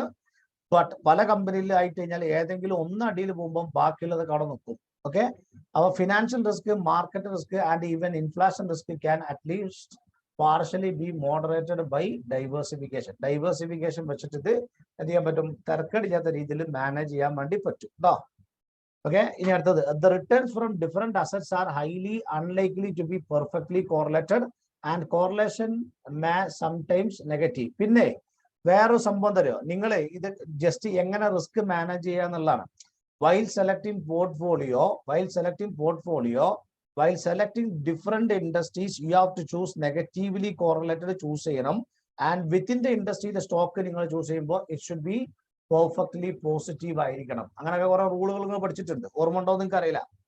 വിത്തിൻ ദ ഇൻഡസ്ട്രീസ് ചൂസ് ചെയ്യുമ്പോൾ it should be positively correlated ആയിരിക്കണം, highly positively correlated ആയിരിക്കണം, between the industry should be negative ആയിരിക്കണം. അങ്ങനെ കോറിലേഷൻസ് നെഗറ്റീവും പോസിറ്റീവും ഉള്ളത് വാങ്ങാം. ഇതൊന്നും നല്ല രീതിയിൽ ടെക്സ്റ്റ് ബുക്ക് എഴുതിയിട്ടില്ല, ടെക്സ്റ്റ് ബുക്കിന്റെ ഡയലോഗാണ്. ഓക്കെ, ഫിനാൻഷ്യൽ റിസ്ക് ഇങ്ങനെ പോർട്ട്ഫോളിയോ ഡൈവേഴ്സിഫിക്കേഷൻ വെച്ചിട്ട് ചെയ്യാം എന്ന് പറഞ്ഞു. പക്ഷെ കോറിലേഷൻ എങ്ങനെ ഉപയോഗിക്കേണ്ടത് എന്നുള്ളത് നല്ല രീതിയിൽ പറഞ്ഞിട്ടില്ല.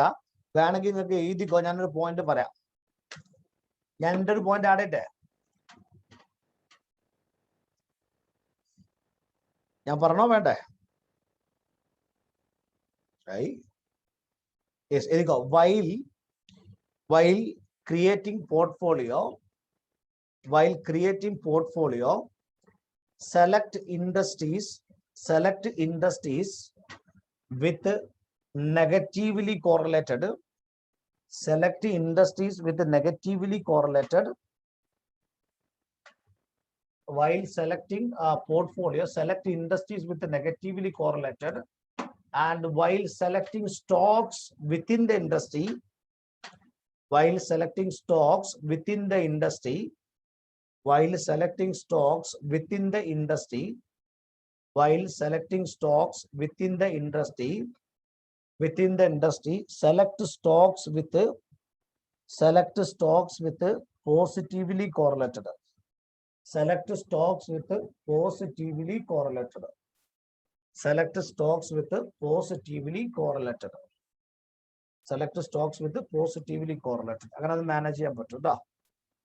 പിന്നെ പറഞ്ഞത് however, share prices are driven by many factors such as general health of the economy, which will increase the correlation and reduce the benefit of diversification. ഇതൊരു ജനറൽ പ്രയോഗമാണ്. ഒരു ജനറൽ എക്കണോമിന്റെ ഗ്രോത്ത് അല്ലെ, എന്താ പറയാ, share prices are driven by many factors such as general health of the economy. മൊത്തത്തിലുള്ള economy വളരുകയാണെങ്കിൽ നമ്മുടെ ഷെയർസിന്റെ ഗ്രോത്തും വളരും. ഓക്കെ, അതുകൊണ്ട് തന്നെ എന്ത് ചെയ്യും, നമ്മുടെ കോറിലേഷൻ ബെനിഫിറ്റ് ഓഫ് ഡൈവേഴ്സിഫിക്കേഷൻ കുറക്കും എന്നൊക്കെയാണ് ഇതിൽ പറഞ്ഞിട്ടുള്ളത് കേട്ടോ. ഇത്രേ ഉള്ളൂ. പിന്നെ ഞാൻ പറഞ്ഞ പോയിന്റിന്റെ മറ്റൊരു രൂപമാണ് ഗ്രേറ്റർ ഡൈവേഴ്സിഫിക്കേഷൻ. എങ്ങനെ റിസ്ക് കുറക്കാം എന്നുള്ളതാണ് ടോപ്പിക് കേട്ടോ. Greater diversification can be obtained by diversifying across asset classes. For instance, portfolio of many bonds and many equities can be constructed in order to further narrow the dispersion of possible portfolio outcomes. Okay, ഒരു portfolio create ചെയ്യുമ്പോൾ പോർട്ട്ഫോളിയോയിൽ കുറെ ഇക്വിറ്റിയും കുറെ ബോണ്ടുകൾ ഉണ്ടാക്കിയാൽ പോർട്ട്ഫോളിയോന്റെ outcomes കുറയാം. സാധാരണ കേസിൽ ഒരു portfolio ഉണ്ടാക്കുമ്പോൾ നിങ്ങളുടെ കയ്യിൽ 100 രൂപ ഉണ്ടെങ്കിൽ ആ 100 രൂപയിൽ 30 മുതൽ 40 രൂപ വരെ ഫിക്സഡ് ഇൻകത്തിൽ ഡെപ്പോസിറ്റ് ചെയ്യണം എന്നാണ് പറയാ. ഫിക്സഡ് ഇൻകം എന്ന് പറഞ്ഞാൽ ബോണ്ടിൽ ഇൻവെസ്റ്റ് ചെയ്യണം. ബോണ്ടിൽ ഇൻവെസ്റ്റ് ചെയ്താൽ എന്ത് സംഭവിച്ചാലും ശരി നമുക്ക് 8%, 10%, 12% ഇത് കിട്ടും. ഓക്കെ, ബാക്കി 60 to 70% നിങ്ങൾ 100 രൂപ കിട്ടിയാൽ 60 to 70% എന്ത് വേണം, സ്റ്റോക്സിൽ ഇൻവെസ്റ്റ് ചെയ്യണം എന്നാണ് പറയാ. ഇങ്ങനെ പറയാനുള്ള കാരണം ഇതിവിടെ ഓൾറെഡി നഷ്ടം വന്നാലും ലാഭം വന്നാലും ശരി 10% ഗ്രോത്ത് ഉണ്ടെങ്കിൽ 40 ഉള്ളത് 44 ആവും. ഓക്കെ, ആ 44 ക്യാപിറ്റൽ അവിടെ കിടക്കും. കാരണം ബാലൻസ് കാരണം ഇവിടെ നഷ്ടം വന്നാൽ ഒരു 5%, 6% നഷ്ടം, അല്ലെങ്കിൽ ഒരു 10% ഇവിടെ നഷ്ടം വന്നാൽ 70ന്റെ 10% ഒരു 7 രൂപ പോകും. 70ൽ നിന്ന് 7 പോയാൽ 63 ആവും. അപ്പോഴും നമ്മുടെ ടോട്ടൽ ഇവിടെ 44 + 63 101 ആയിട്ടുണ്ടാവും ഒരു കൊല്ലം കഴിയുമ്പോൾ. മനസ്സിലാണ്ടോ? ഒരു കൊല്ലം വരാവുന്ന ലോസ് 10% ഒക്കെ വരാവൂ. അണ്ടർസ്റ്റുഡ്? ഇതാണ് ഈ പറഞ്ഞതിന്റെ അർത്ഥം കേട്ടോ. നമ്മൾ നിങ്ങൾ പഠിച്ചതല്ലേ, പോർട്ട്ഫോളിയോ മാനേജ്മെന്റ് പഠിച്ചല്ലേ. നമ്മുടെ കയ്യിൽ ടോട്ടൽ അസറ്റ് 100 രൂപ ഉണ്ടെങ്കിൽ ആ 100 രൂപയിൽ ഏകദേശം 30 മുതൽ 40% വരെ ഫിക്സഡ് ഇൻകത്തിലും ബാക്കി 60 to 70% നമ്മൾ സ്റ്റോക്കിൽ ഇൻവെസ്റ്റ് ചെയ്യണം. അങ്ങനെയാണെങ്കിൽ സ്റ്റോക്ക് ഡൗൺ ആയാലും മറ്റേ സാധനം അവിടെ ഉണ്ടാവും. അൾട്ടിമേറ്റ്ലി നഷ്ടം നികത്താൻ വേണ്ടി പറ്റും എന്ന് നമ്മൾ പഠിച്ചതല്ലേ. പഠിച്ചിട്ടുണ്ടോ ഇല്ലേ എനിക്കറിയില്ല, നിങ്ങൾ പറയ്. ഓക്കെ,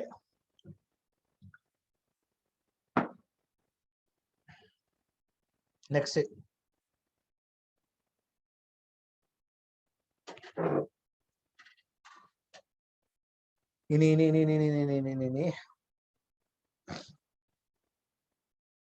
ഇനി ഫോറിൻ ഇൻവെസ്റ്റ്മെന്റ് റിസ്ക് കേട്ടോ. ബോറടിച്ചോ മക്കളെ? ബോറടിച്ചോ? ഓക്കെ, ദൂരം അടുത്തൊക്കെ ഓക്കെ അല്ലേ? ഈ ചാപ്റ്റർ എനിക്ക് തോന്നുന്നത് 3:30 ആകുന്നതിന്റെ മുമ്പ് തന്നെ തീരാൻ ചാൻസ് ഉണ്ട് കേട്ടോ. ഇത് കഴിഞ്ഞാൽ നമുക്ക് ഇന്നത്തെ സെഷന് നിർത്താം. എപ്പോഴാണോ തീരുന്നത് അപ്പം നിർത്താം കേട്ടോ. അത് കഴിഞ്ഞിട്ട് നമുക്ക് എന്ത് ചെയ്യാം, പിന്നെ എന്ത് ചെയ്യാം, അടുത്ത ക്ലാസ്സിൽ ഫോറിൻ കറൻസി ഉണ്ടല്ലോ, കറൻസി എടുക്കാം കേട്ടോ. No issue. ഇന്ന് വേണ്ടല്ലോ, ഇന്ന് നടക്കൂല, അതിന്റെ ഫ്ലോ ഇല്ല കേട്ടോ. ഫോറിൻ ഇൻവെസ്റ്റ്മെന്റ് റിസ്ക് കേട്ടോ. What is foreign investment risk? Question is, what is foreign investment risk? What are the causes? What is foreign investment risk? What are the causes? What is foreign investment risk? What are the causes? What is foreign investment risk? What are the causes? Here we go. Okay. Foreign investment risk is associated with the investment in foreign security. Foreign സെക്യൂരിറ്റീസിൽ invest ചെയ്യുന്നത് മൂലമുണ്ടാകുന്ന നഷ്ടമാണ്, നഷ്ടമല്ല risk ആണ് foreign security ഒന്ന്. പിന്നെ ഇവിടെ ഒരു ആൻറ്റി ഞാൻ കൊടുത്തിട്ടുണ്ട്, ആൻറ്റിലേക്ക് അവിടെ നിൽക്കട്ടെ കേട്ടോ. ഇതിലേ എന്താണ് റിസ്ക് ഉള്ളത് നിങ്ങൾക്ക് തോന്നുന്നത്? ശ്രദ്ധിക്ക് ഞാന് ഗൂഗിളിന്റെ ഷെയർസ് വാങ്ങി എന്ന് വിചാരിക്കുക. ഗൂഗിളിന്റെ ഷെയർസ് വാങ്ങിയാല് ഒരു ഷെയറിന്, ജസ്റ്റ് ഒരു എക്സാമ്പിൾ ആണ് കേട്ടോ, ഒരു ഷെയറിന് $100 ആണ് വില എന്ന് വിചാരിക്കുക. എനിക്ക് എന്തൊക്കെ ടൈപ്പ് റിസ്ക് ആണ് ഉണ്ടാവാൻ ചാൻസ് ഉള്ളത്? ഞാൻ അമേരിക്കയിലുള്ള ഗൂഗിളിന്റെ ഷെയർ ആണ് വാങ്ങിയത്. ഒരു ഷെയറിന് $100 ആണെങ്കിൽ what are the different types of risk which I am going to face? Exactly ഒന്ന്, ഗൂഗിളിന്റെ ഷെയർ 100 ഉള്ളത് 101 ആയാൽ എനിക്ക് $1 ലാഭമാണ്. 100 ഉള്ളത് 98 ആയാൽ എനിക്ക് $2 ലാഭമാണ്. പക്ഷെ അത് മാത്രമല്ല ഉള്ളത്. നേരത്തെ $100 ഞാൻ അവിടെ ഇട്ടപ്പോൾ $1 ഞാൻ 75 രൂപക്കാണ് വാങ്ങിയത്. 100 × 75, ശ്രദ്ധിക്കുക, 100 × 75 നോക്ക്, 100 × 75 ഞാൻ ഡെപ്പോസിറ്റ് ചെയ്ത ക്യാഷ് 7500 രൂപയാണ്. എന്നാൽ ഇപ്പൊ എനിക്ക് എന്റെ ഷെയർ 101 രൂപയായി. പക്ഷെ ഡോളറിന്റെ വില 73 ആയാല് എന്റെ വാല്യൂ എത്ര? 100 രൂപയുടെ ഗൂഗിളിന്റെ സ്റ്റോക്ക് 101 ആയി. That is good. 101 × 73, answer 7373. Even though stock has grown, I am in loss. Good idea. Even though the stock has grown, I am in loss. ശരിയല്ലേ?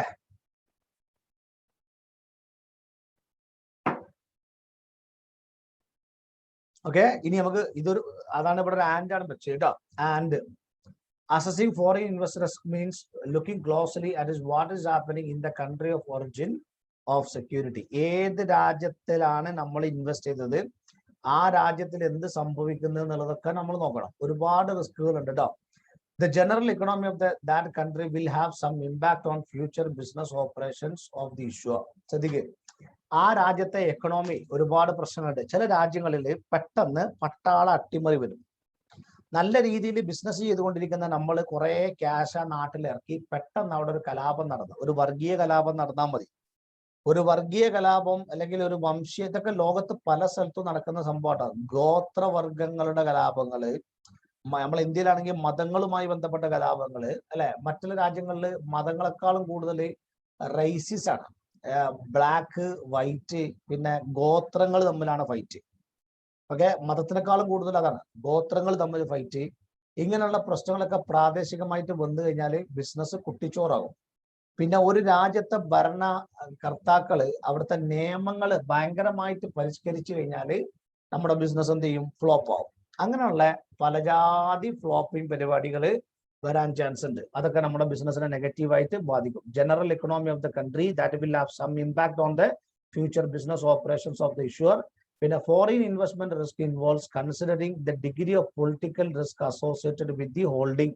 പൊളിറ്റിക്കൽ റിസ്ക് എന്ന് പറഞ്ഞാൽ അവിടുത്തെ ഭരണങ്ങൾ മാറുന്നത്. ഇപ്പൊ ഞാൻ ഒറ്റ എക്സാമ്പിൾ പറയട്ടെ.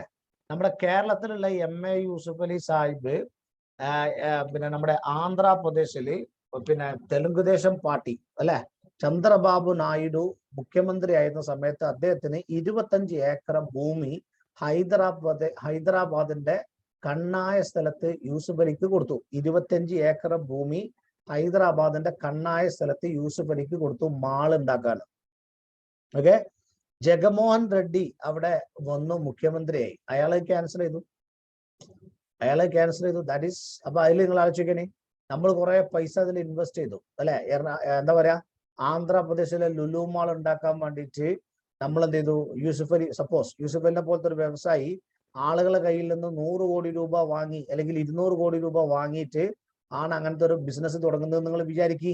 100 കോടി എൻ്റെ കയ്യിൽ നിന്ന്, സോറി 1 കോടി രൂപ എൻ്റെ കയ്യിൽ നിന്ന് വാങ്ങി 1 കോടി രൂപ നിങ്ങളെ കയ്യിൽ നിന്ന് വാങ്ങിയാലേ നമ്മുടെ ക്യാഷ് തിരിച്ചു കിട്ടാൻ പിന്നെ പ്രയാസ. മനസ്സിലാണ്ടോ? Hello, is it clear? അതിനൊക്കെ എത്രയോ ഇൻവെസ്റ്റ്മെന്റ് ഗ്രൂപ്പ് കേരളത്തിൽ പൊട്ടിക്കിടക്കുന്നുണ്ട് കേട്ടോ. ഓക്കെ, ഇനി അപ്പം ഫോറിൻ ഇൻവെസ്റ്റ്മെന്റ് വേറെ കുറച്ച് ഫാക്ടറുകൾ, മാർക്കറ്റ് കറൻസി പ്രശ്നങ്ങൾ വരാം, market political, economic, social event, lack of liquidity and less information, വിൽക്കാൻ പറ്റാത്ത പ്രശ്നങ്ങൾ കേട്ടോ. ഓക്കെ, അടുത്ത ക്രെഡിറ്റ് റിസ്ക്.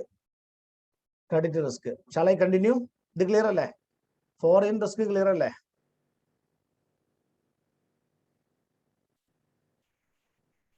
അല്ല, ഈ ചാപ്റ്റർ തീർന്നു ഏകദേശം കേട്ടോ. ചാപ്റ്റർ ഏകദേശം തീർന്നു കേട്ടോ. അടുത്ത ക്രെഡിറ്റ് റിസ്ക്. എന്താണ് ക്രെഡിറ്റ് റിസ്ക് കേട്ടോ? Credit risk is the risk that an obligor will default either willfully or due to incapacity on any type of debt by failing to make payments which it is obligated to do. നമ്മുടെ നാട്ടിലെ ഒരാള് വിജയമല്യന്റെ എക്സാമ്പിളുകൾ പറഞ്ഞു. വിജയ് മല്യ പാപ്പറാണ്. അമേരിക്കയിലെ ഒരു പരിപാടിന്റെ പാപ്പർ ഹർജി file ചെയ്യാന്നുള്ള ഒരു പരിപാടി ഉണ്ട്, പാപ്പർ സ്യൂട്ട്. നമ്മുടെ പ്രസിഡന്റ് ട്രംപ് 2 പ്രാവശ്യം പാപ്പർ ഹർജി ഫയൽ ചെയ്തിട്ടുണ്ട് അല്ലെ. അതൊരു സ്ട്രാറ്റജിയാണ്. അവിടെ കൊടുക്കാനുള്ള ക്യാഷ് കൊടുക്കാനില്ലാതെ, ഞാൻ കുറെ ആളുകൾ ബിസിനസ് ചെയ്തിട്ട് 10-200 കോടി റുപ്യന്റെ ആസ്തി ഞാൻ ഉണ്ടാക്കിയേക്കും. എന്നിട്ട് എന്ത് ചെയ്യും? പലതും പലതായിട്ട് വിൽക്കും. വിറ്റിട്ടൊക്കെ തടി സലാമത്താക്കിയിട്ട് സേഫ് ആക്കിയിട്ട് ക്യാഷ് മാറ്റി വെച്ചിട്ട് ലാസ്റ്റ് കടക്കാർ വന്ന് ചോദിക്കുമ്പോൾ ഞാൻ പറയും എൻ്റെ കയ്യിലൊന്നുമില്ല, ഐ ആം പാപ്പർ. അങ്ങനെ 2 പ്രാവശ്യം ഒരാൾക്ക് പറയാം US. ഓക്കെ, അങ്ങനെ സ്വയം എന്ത് ചെയ്യുക? ഞാൻ പാപ്പർ ഹർജി ഫയൽ ചെയ്യാം. പാപ്പർ ഹർജി ഫയൽ ചെയ്തിട്ട് എന്ത് ചെയ്യുക? കുറെ ക്യാഷുകളായിട്ട് മുങ്ങുക. നമ്മളെ വിജയ് മല്യ ചെയ്തതാണ്. വിജയ് മല്യ പാപ്പർ ഹർജി ഫയൽ ചെയ്തിട്ടില്ല. ഇങ്ങനെ ഒരു ഓപ്ഷൻ US ഉണ്ട്. അതുകൊണ്ടാണ് ആ ഡയലോഗിൽ ഇന്ത്യൻ സെനാരിയോക്ക് സൂട്ടബിൾ ആയ ഒരു ഡയലോഗ് അല്ലത്. ഒരാൾ credit risk obligator will default either wilfully. ഇങ്ങനെ കുറെ ആൾക്കാർ വിൽഫുള്ളി ആയിട്ട് കയ്യിൽ ക്യാഷ് ഉണ്ടായിട്ട് പാപ്പർ ഹർജി എന്ത് ചെയ്യുന്നുണ്ട്? സ്യൂട്ട് ചെയ്യുന്ന ആൾക്കാർ ഇഷ്ടംപോണുണ്ട് ലോകത്ത്. അവരെന്ത് ചെയ്യും? അവരുടെ ഫണ്ടൊക്കെ വേറെ ഏതെങ്കിലും രാജ്യത്തേക്ക് മാറ്റും, അവിടെ പോയിട്ട് സേഫ് ആയിട്ട് സെറ്റിൽ ചെയ്യും.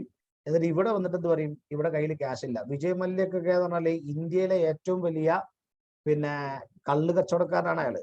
ഇന്ത്യയിലെ ഏറ്റവും വലിയ കള്ള് കച്ചവടം എന്നൊക്കെ പറയുമ്പോൾ ലോകത്തിലെ 2ാമത്തെ വലിയ കള്ള് കച്ചവടക്കാരനാണ്.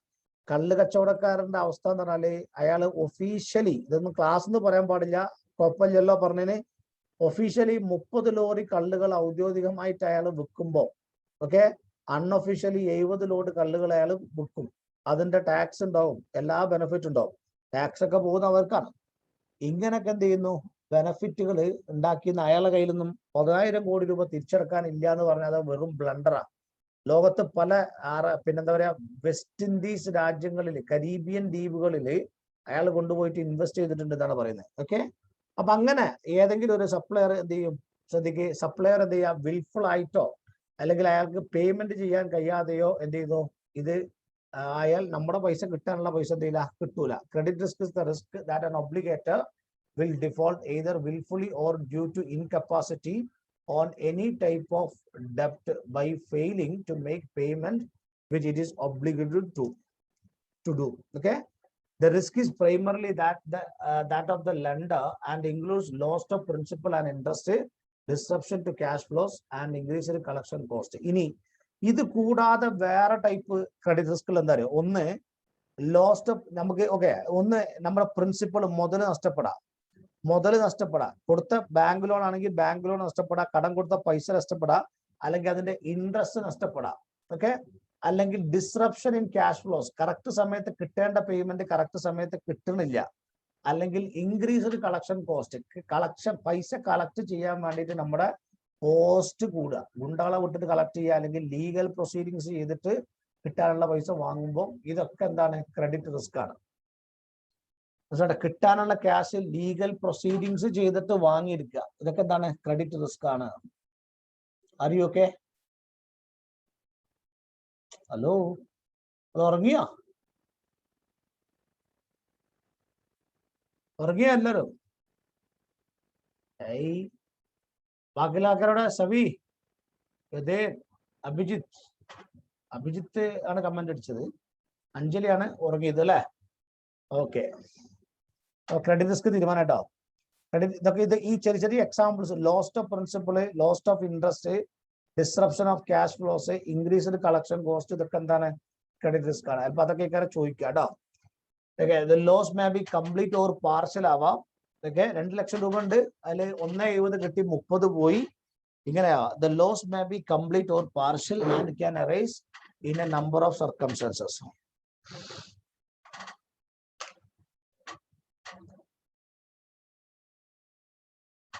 Okay.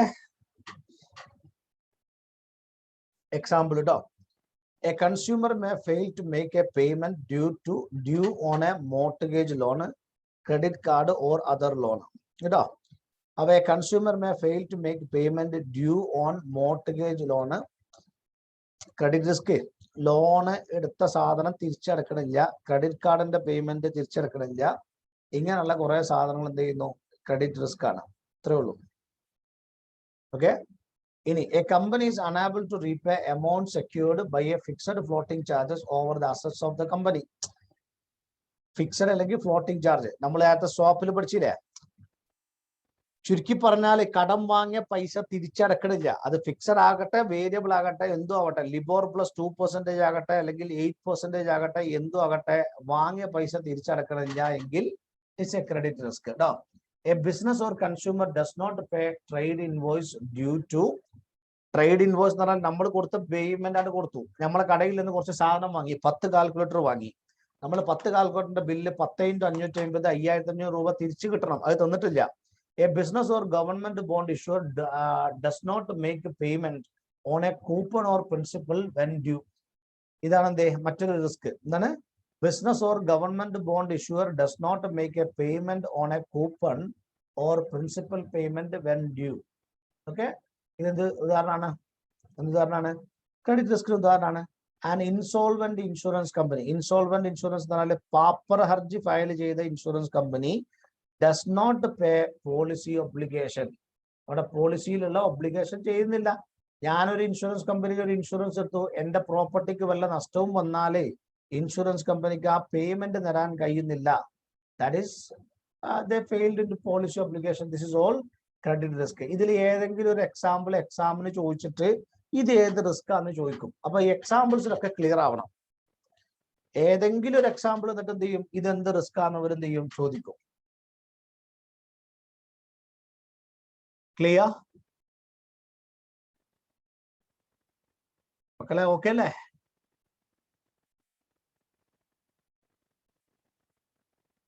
Type of credit risk. ഇത് മറ്റൊരു ചോദ്യം. What are the different types of credit risk? What are the different types of credit risk? മറ്റൊരു ചോദ്യമാണ്. What are the different types of credit risk? ഒന്ന് credit default risk, counterparty risk, concentration risk, country risk. ഇതാണ് credit default risk. Default risk പറഞ്ഞാൽ കിട്ടാനുള്ള പൈസ കിട്ടിയിട്ടില്ല, counterparty risk, പിന്നെ concentration risk, country risk. Credit default risk നോക്കാം. The risk of loss arising from a debtor being unlikely to pay its loan obligation in full. Unlikely to pay its loan obligation in full, or debtor is more than 90 days past due on material credit obligation. അല്ലെങ്കിൽ debtor 90 ദിവസം കഴിഞ്ഞിട്ട് നമ്മുടെ payment തരുന്നില്ല. This is credit default risk. After 90 days, അതായത് ഒരു standard definition ആണ്. Cement definition ആണോ അല്ലെങ്കിൽ US ഗ്യാപ്പിന്റെ ഡെഫിനിഷൻ ആണോ എന്ന് എനിക്കറിയില്ല. ഇവരൊരു സ്റ്റാൻഡേർഡ് ഡെഫിനിഷൻ 90 days അവർ നിജപ്പെടുത്തിയിട്ടുണ്ട്. 90 days കഴിഞ്ഞിട്ടും നമ്മൾക്ക് എന്ത് ചെയ്യുന്നില്ല, നമ്മുടെ പേയ്മെന്റ് തരാനുള്ളത് തരുന്നില്ല എങ്കിൽ it's credit default risk. Okay. Credit default risk credit risk തന്നെയാണ് കേട്ടോ. ഇനി default risk may impact all credit sensitive transaction including loans, securities and derivatives. Default risk may impact all credit sensitive transactions including loans, securities and derivatives. പിന്നെ അടുത്ത counter party risk. എന്താണ് പറയുക? Counter party risk കേട്ടോ. What is counter party risk? Counterparty risk. Okay. The risk of loss arising from a non-performance of counterparty in trading activities such as buying and selling commodities, securities, derivatives, and foreign exchange transaction. ശ്രദ്ധിക്കേ, ഞാൻ ഒരാൾക്ക് ഒരു payment കൊടുത്തു. Okay, 6 മാസം കഴിഞ്ഞിട്ട് ഈ building എനിക്ക് തരണം. ഞാൻ ഇയാൾക്കുള്ള പേയ്മെന്റ് കൊടുത്തു, പക്ഷെ 6 മാസം കഴിഞ്ഞപ്പോൾ ഇയാൾ എനിക്ക് ബിൽഡിംഗ് തന്നിട്ടില്ല. This is something called counterparty risk. The risk of loss arising from non-performance of counterparty in trading activities such as buying and selling commodities, securities, derivatives, and foreign exchange transaction.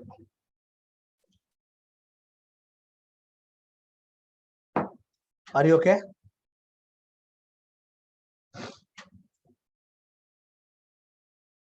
Are you okay, everybody?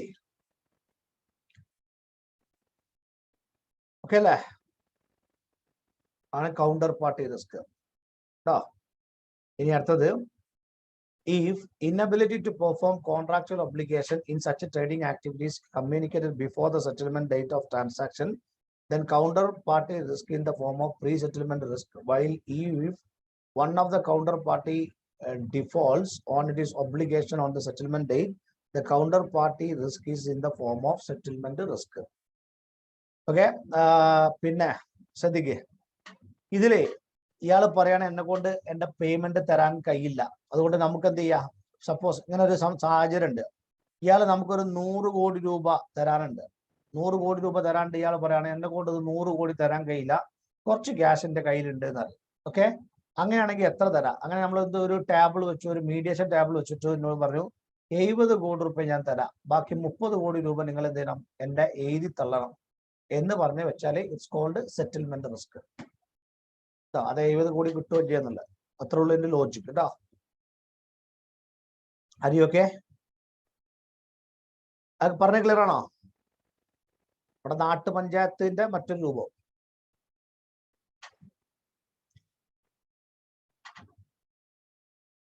Hello,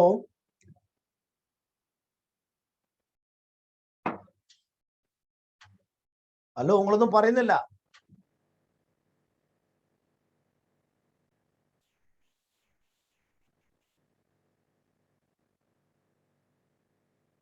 അയ്യോ, തെറ്റിയോ? പറഞ്ഞ തെറ്റിയോ?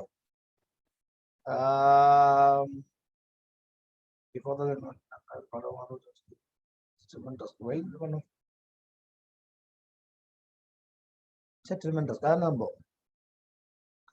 അടുത്ത concentration risk കേട്ടോ. ശ്രദ്ധിക്കുക, ഈ concentration risk എന്ന് പറഞ്ഞാലേ ചില ആളുകള് ഒരേ ഒരു ബിസിനസ് ആണ് ചെയ്യുക, ഒറ്റ ബിസിനസ്സിന് മാത്രം ഫോക്കസ്ഡ് ആയിരിക്കും, അതിൽ ഹൈലി പ്രോഫിറ്റബിൾ ആയിട്ട് നല്ല അടിപൊളിയായിട്ട് ഇങ്ങനെ പോയിക്കൊണ്ടിരിക്കുകയായിരിക്കും. പെട്ടെന്ന് എന്തോ ഒരു പ്രശ്നം വന്നപ്പോൾ അവരുടെ ബിസിനസ്സിനെ അഫക്ട് ചെയ്തു, ബിസിനസ് പൂട്ടേണ്ട ഒരു അവസ്ഥ എത്തി. ഞാൻ ജസ്റ്റ് ഒരു എക്സാമ്പിൾ പറഞ്ഞുതരാം. സൗദി അറേബ്യയിലെ ലീഡിംഗ് ആയിട്ടുള്ള ഫ്രൈഡ് ചിക്കൻ മേക്കിംഗ് കമ്പനിയാണ് അൽബേക്ക്. ചിക്കൻ മാത്രമാണ് എന്ത് ചെയ്യുന്നത്, മേക്ക് ചെയ്യുന്നത്. ചിക്കൻ ഫ്രൈഡ് ചിക്കൻ ആണ് ഉണ്ടാക്കുന്നത്.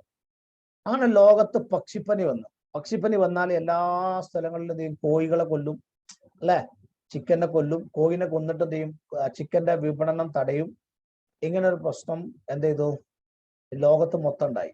പക്ഷിപ്പനി എന്നുള്ള സംഭവം വന്നപ്പോ അല്ലെ, കോഴികളെ കിട്ടാനില്ല, എന്തൊരു പ്രശ്നം വന്നില്ലേ? അപ്പൊ എന്ത് ചെയ്തു, സൗദിയിലെ അൽബേക്ക് എന്താ ചെയ്യുന്നത്, ദർ മേക്കിംഗ് ഫ്രൈഡ് ചിക്കൻ അല്ലേ, വേറെ എന്തെങ്കിലും ബിസിനസ് അതിൻ്റെ ഉള്ളുണ്ടോ? ആകെ വിൽക്കുന്ന സാധനം എന്താ, fried chicken, no other business. അപ്പൊ സ്വാഭാവികമായിട്ടും ഫ്രൈഡ് ചിക്കൻ മാത്രം വിൽക്കുന്ന അൽബേക്ക് പൂട്ടേണ്ടി വരൂലേ?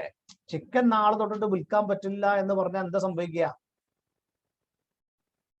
മറുപടി അറിയില്ല. ചിക്കൻ നാളെ തൊട്ടിട്ട് വിൽക്കാൻ പറ്റില്ല എന്ന് പറഞ്ഞാല് സൗദിയിൽ അൽബേക്ക് നാളെ പൂട്ടേണ്ടി വരും അല്ലെ. അപ്പൊ അവിടെ അൽബേക്ക് ഉപയോഗിച്ച് സ്ട്രാറ്റജി തരുമോ? തൊട്ടടുത്ത ദിവസം തന്നെ അൽബേക്ക് പുതിയ പ്രൊഡക്റ്റ് ഇറക്കി, ഫിഷ്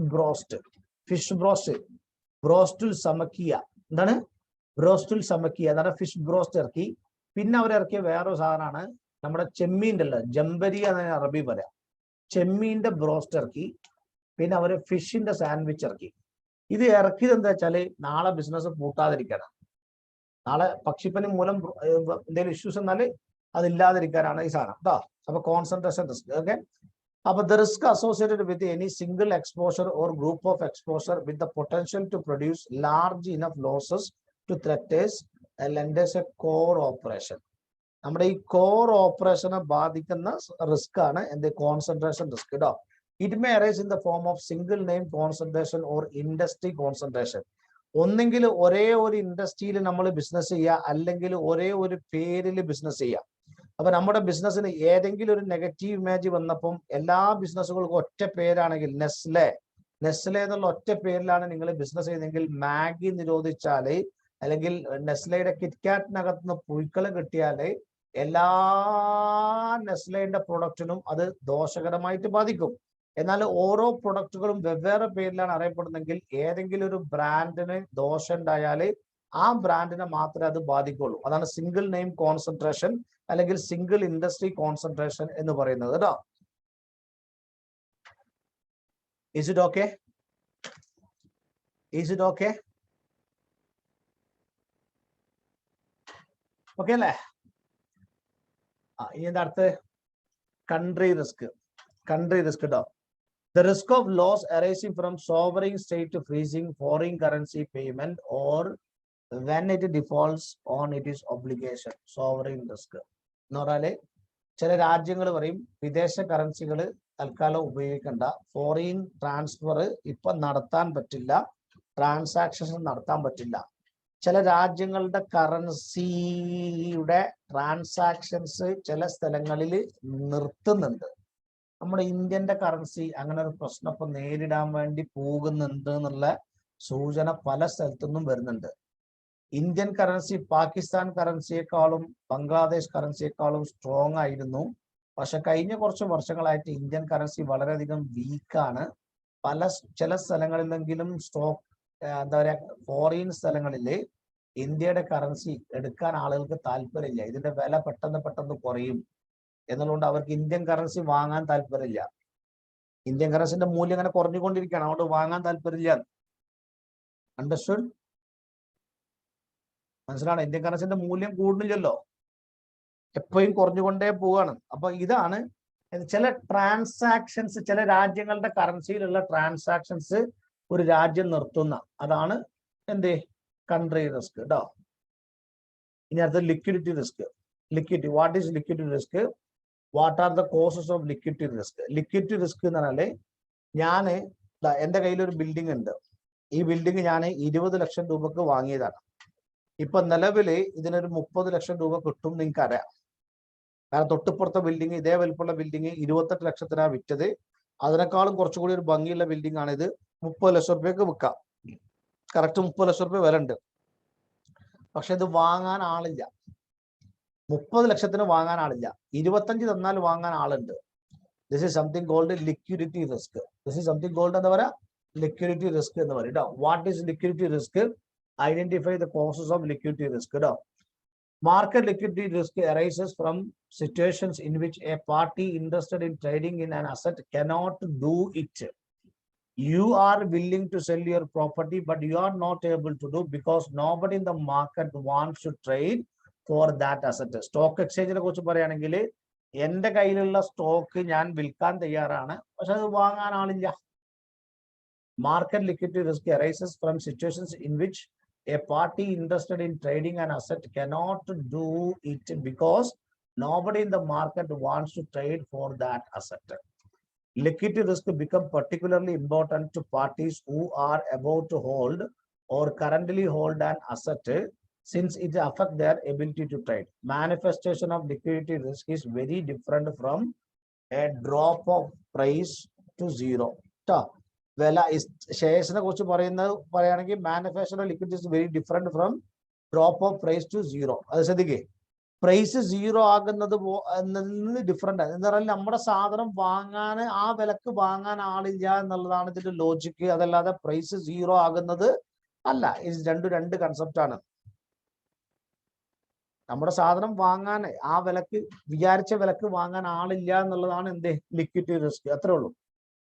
ഡിഫറെന്റ് ഫ്രം ഒരു സ്റ്റോക്കിന്റെ വില സീറോ ആകുന്നതിൽ നിന്നും ഡിഫറെന്റ് ആണ് കേട്ടോ. ഇനി വൈ ലിക്വിഡിറ്റി റിസ്ക്?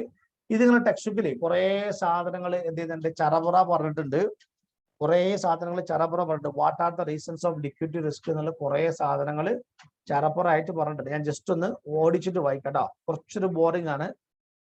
ഒന്ന്, in case of drop on asset is priced to zero, the market is saying that asset is worthless.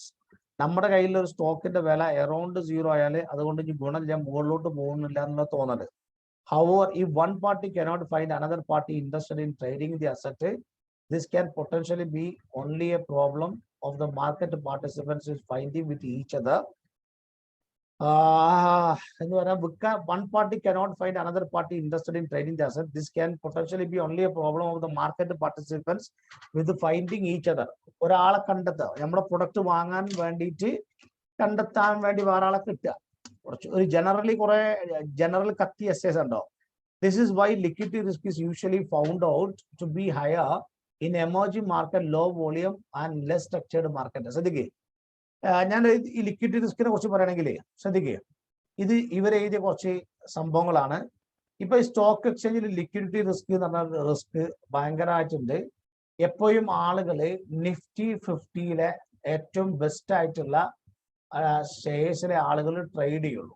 എന്ന് പറഞ്ഞാല് ഇപ്പൊ Reliance, Wipro, Tata steel, SBI, Infosys ഒക്കെ ഇങ്ങനെയുള്ള കമ്പനികളുടെ ഷെയറുകൾ എപ്പോഴും വാങ്ങാനും വിൽക്കാനും ആളുണ്ടാവും. എന്നാൽ ഏതെങ്കിലും ചില കമ്പനികൾ നിങ്ങൾ വാങ്ങിയാൽ അതിന്റെ ഷെയർസ് പിന്നെ വാങ്ങാൻ ആളുണ്ടാവില്ല. അങ്ങനെ ഒരു സാഹചര്യം വരും. ഓക്കെ, മനസ്സിലുണ്ടോ? അങ്ങനെ ഒരു സാഹചര്യം നിങ്ങൾക്ക് എന്ത് ചെയ്യും, വരും. അപ്പൊ അവിടെ ഒന്നും ഉണ്ടാവില്ല, ലിക്വിഡിറ്റി ഉണ്ടാവില്ല. Liquidity risk usually found to be higher. Okay, അപ്പം എമേർജിംഗ് മാർക്കറ്റ് തന്നെ പുതിയ മാർക്കറ്റ്, ലോ വോളിയത്തിൽ ട്രേഡ് ചെയ്യുന്ന, അതുപോലെ ലെസ് സ്ട്രക്ചർഡ് മാർക്കറ്റിൽ ഒന്നും ഉണ്ടാവില്ല, ഇങ്ങനെ സംഭവം ഉണ്ടാവൂല എന്നാണ് ഈ പറഞ്ഞത് കേട്ടോ. ഇനി അടുത്തത് പിന്നെ കോസസ് ഓഫ് ലിക്വിഡിറ്റി റിസ്കിന്റെ ഇനി കണ്ടിന്യൂ ആണ്. On the other hand, funding liquidity risk is a financial risk due to uncertain liquidity. An institution might, ഇത് നിങ്ങളെ പിന്നെ വർക്ക് സ്റ്റഡിയിൽ എന്താണ് എന്താ പറയുക, വർക്ക് മെറ്റീരിയൽ വർക്ക് സ്റ്റഡിയിലുള്ള സാധനം ഞാൻ കൂടി കോപ്പി ചെയ്താണ്.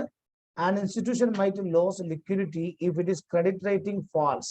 ഇനി എന്തുകൊണ്ടാണ് ലിക്വിഡിറ്റി റിസ്ക് ഉണ്ടാവുന്നത് എന്നുള്ളതാണ് അല്ലെ. എന്തുകൊണ്ടാണ് ഈ കമ്പനിയുടെ ഷെയർസുകൾ വിൽക്കാൻ പറ്റാത്തത്? ഒന്ന്, ഇതിന്റെ ക്രെഡിറ്റ് റേറ്റിംഗ്. ബോണ്ടുകളൊക്കെ ആണെങ്കിൽ ഇതിന്റെ ക്രെഡിറ്റ് റേറ്റിംഗ് AAA അല്ലെ, AABB അങ്ങനെ കുറെ സാധനങ്ങളുണ്ട് അല്ലെ. എന്താണ് ഫ്രെഡി മാക് എന്നൊക്കെ പറഞ്ഞ കുറെ സംഭവങ്ങളുണ്ട്. ഇതിന്റെ ക്രെഡിറ്റ് റേറ്റിംഗ് കുറഞ്ഞത് കൊണ്ടാവാം ഒരു പക്ഷേ ഇത് എന്ത് ചെയ്യാൻ പറ്റത്, ലിക്വിഡിറ്റി ചെയ്യാൻ പറ്റാത്തത്.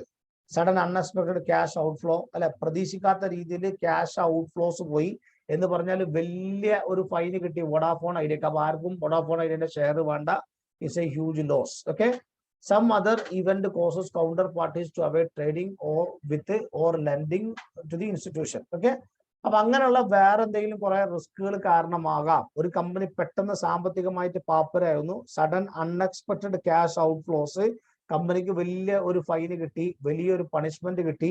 അങ്ങനെ എന്തെങ്കിലുമൊക്കെ പ്രശ്നങ്ങൾ വരുമ്പോഴാണ് ആളുകൾ എന്ത് ചെയ്യുക, ഇത്തരം കമ്പനികളുടെ ഷെയർസ് വാങ്ങാതിരിക്കുക. A firm is also exposed to liquidity risk if markets on which it depend are subject to loss of liquidity.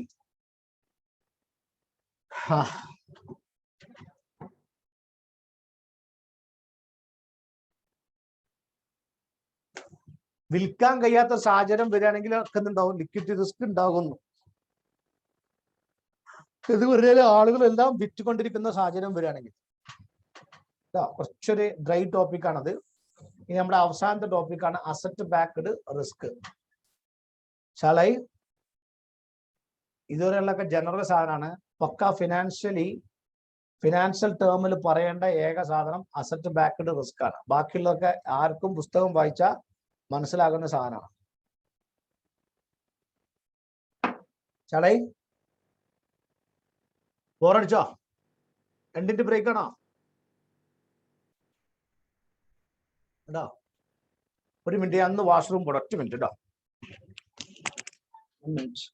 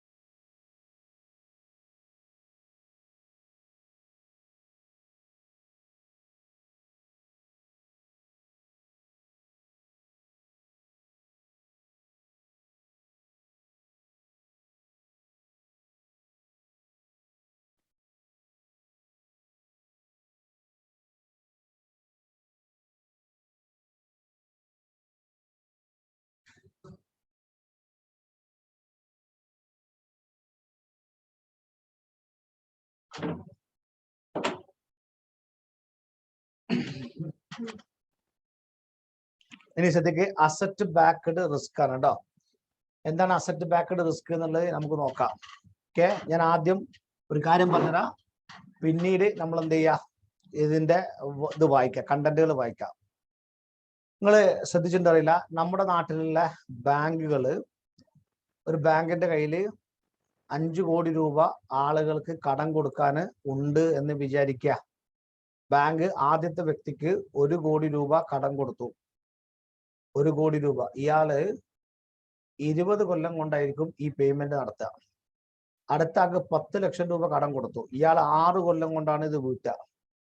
വേറൊരാൾക്ക് ബാങ്ക് 2 കോടി രൂപ കടം കൊടുത്തു. ഇയാൾ 20 കൊല്ലം കൊണ്ട് അടക്കും. ഓക്കെ, ഇതൊക്കെ നിൽക്കട്ടെ. പിന്നെ വേറൊരാൾക്ക് ബാങ്ക് 50 ലക്ഷം രൂപ കടം കൊടുത്തു. ഇയാളത് 8 കൊല്ലം കൊണ്ടാണ് തിരിച്ചടക്കുക. അല്ലെ? ഈ 5 കോടി രൂപ ഇവർക്കൊക്കെ കടം കൊടുത്താല് എല്ലാ മാസവും നമുക്ക് കിട്ടുക ഇതിന്റെ പ്രിൻസിപ്പിളും ക്യാപിറ്റലും അടക്കം ചെറിയൊരു സംഖ്യയല്ലേ കിട്ടുള്ളൂ. 5 കോടി രൂപ കടം കൊടുത്തു കഴിഞ്ഞാല് പിന്നെ ഈ 5 കോടി രൂപ കടം കൊടുത്തു കഴിഞ്ഞാല് ഇപ്പൊ എല്ലാ മാസവും ബാങ്കിന്റെ കയ്യിൽ ബാലൻസ് വരിക ഏകദേശം ഒരു 20 ലക്ഷം രൂപ അല്ലെങ്കിൽ 30 ലക്ഷം രൂപയെ ബാങ്കിന്റെ കയ്യിൽ ക്യാഷ് ഉണ്ടാവുള്ളൂ. ബാക്കിയുള്ള പൈസ ഒക്കെ എന്ത് ചെയ്തു, ഓരോരുത്തർക്ക് കൊടുത്തു. ഓല പൈസ തിരിച്ചടക്കട്ടെ. പൈസ തിരിച്ചടക്കുമ്പോഴല്ലേ കടം പൂട്ടാൻ പറ്റുള്ളൂ, ബാങ്കിന് അടുത്ത കടം കൊടുക്കാൻ പറ്റുള്ളൂ. ശരിയല്ലേ ഞാൻ പറഞ്ഞത്? അല്ലെ? ആദ്യം കടം വാങ്ങിയ ആളുകൾ പണം തിരിച്ചടച്ചാലല്ലേ ബാങ്കിന് പിന്നെ പൈസ അടുത്ത ആളുകൾക്ക് കടം കൊടുക്കാൻ പറ്റുള്ളൂ. അല്ല, അതിന് 20 കൊല്ലാവൂലേ? ആവൂലേ? അപ്പൊ നിങ്ങൾ ചിന്തിക്കുക, ആളുകൾ ഡെപ്പോസിറ്റ് ചെയ്യുന്നില്ലേ? അങ്ങനെയാണോ? അതിന്റെ സൊല്യൂഷൻ ഞാൻ പറയാം. അപ്പൊ ഇങ്ങനെ വന്നാലേ ബാങ്കിന് ഒരു പ്രാവശ്യം കടം കൊടുക്കാൻ പറ്റുള്ളൂ, പിന്നെ കടം കൊടുക്കാൻ കഴിയൂല. ആ കയ്യിലുള്ള 20 കോടി റുപ്യ ഒറ്റയ്ക്ക് കടം കൊടുത്താൽ അതോടുകൂടി ബിസിനസ് എന്ത് ചെയ്തു, തീരുമാനമായി. Understood? Which is impossible to bank. അപ്പോ ഈ സന്ദർഭത്തില് ബാങ്ക് ഉപയോഗിക്കുന്ന ഒരു സാധനമാണ് അസറ്റ് ബാക്ക്ഡ് സെക്യൂരിറ്റി. ഞാൻ ജസ്റ്റ് ഒരു എക്സാമ്പിൾ പറഞ്ഞുതരാം. 10 ലക്ഷം രൂപ ബാങ്ക് നിങ്ങളെ ക്ലാസ്സിലെ ദേവികക്ക് കടം കൊടുത്തു. ഓക്കെ, ദേവിക ഈ 10 ലക്ഷം രൂപ 5 കൊല്ലം കൊണ്ട് എല്ലാ മാസവും ഒരു പെർട്ടിക്കുലർ എമൗണ്ട് ആയിട്ട്, ഓക്കെ, ലെറ്റ്സ് ഓക്കെ, ഞാൻ തന്നെ കൂട്ടാം. 1% 5 കൊല്ലം എന്ന് പറയുമ്പോൾ 60 മാസം അല്ല, 10 ലക്ഷം രൂപ, 1 മില്യൺ. അങ്ങനെയാണെങ്കിൽ 22,244 രൂപ എല്ലാ മാസവും ദേവിക അടക്കണം, 5 കൊല്ലം കൊണ്ട് അടച്ചു തീർക്കുകയാണെങ്കിൽ. വേണ്ടേ? ഇതാണ് ദേവികന്റെ കയ്യിൽ നിന്ന് കിട്ടുന്ന ഇൻഫ്ലോ. ബാങ്കിനെ സംബന്ധിച്ചിടത്തോളം 60 മാസം കഴിഞ്ഞാലാണ് ടോട്ടല് ഈ പൈസ കിട്ടുക. ഞാനിവിടെ 12% പലിശയാണ് കൂട്ടിയത്. ഓക്കെ, എനിവേ, ദേവിക 10 ലക്ഷം രൂപ ലോൺ എടുത്താല് 5 കൊല്ലം കൊണ്ട് ഈ ദേവിക എന്ന് പറയുന്ന ഗേള് മൊത്തം ഒരു 11 ലക്ഷം രൂപ തിരിച്ചടക്കും എന്ന് വിചാരിക്കുക. 1 ലക്ഷം രൂപയുടെ കച്ചവടത്തിൽ ലാഭമല്ലേ? 1 ലക്ഷം രൂപ ദേവികന്റെ കയ്യിൽ നിന്ന് കിട്ടാനില്ലേ? സനാരെ മനസ്സിലായോ? ദേവിക 10 ലക്ഷം രൂപ ലോൺ എടുത്താല് 5 വർഷം കൊണ്ട് 11 ലക്ഷം രൂപ തരും ദേവിക. അപ്പൊ അത് ഉറപ്പല്ലേ? അപ്പൊ എന്ത് ചെയ്തു, ബാങ്കിനെ സംബന്ധിച്ചിടത്തോളം ബാങ്കിൽ എത്ര ഉണ്ട്? 11 ലക്ഷം രൂപ കിട്ടാനുണ്ട്.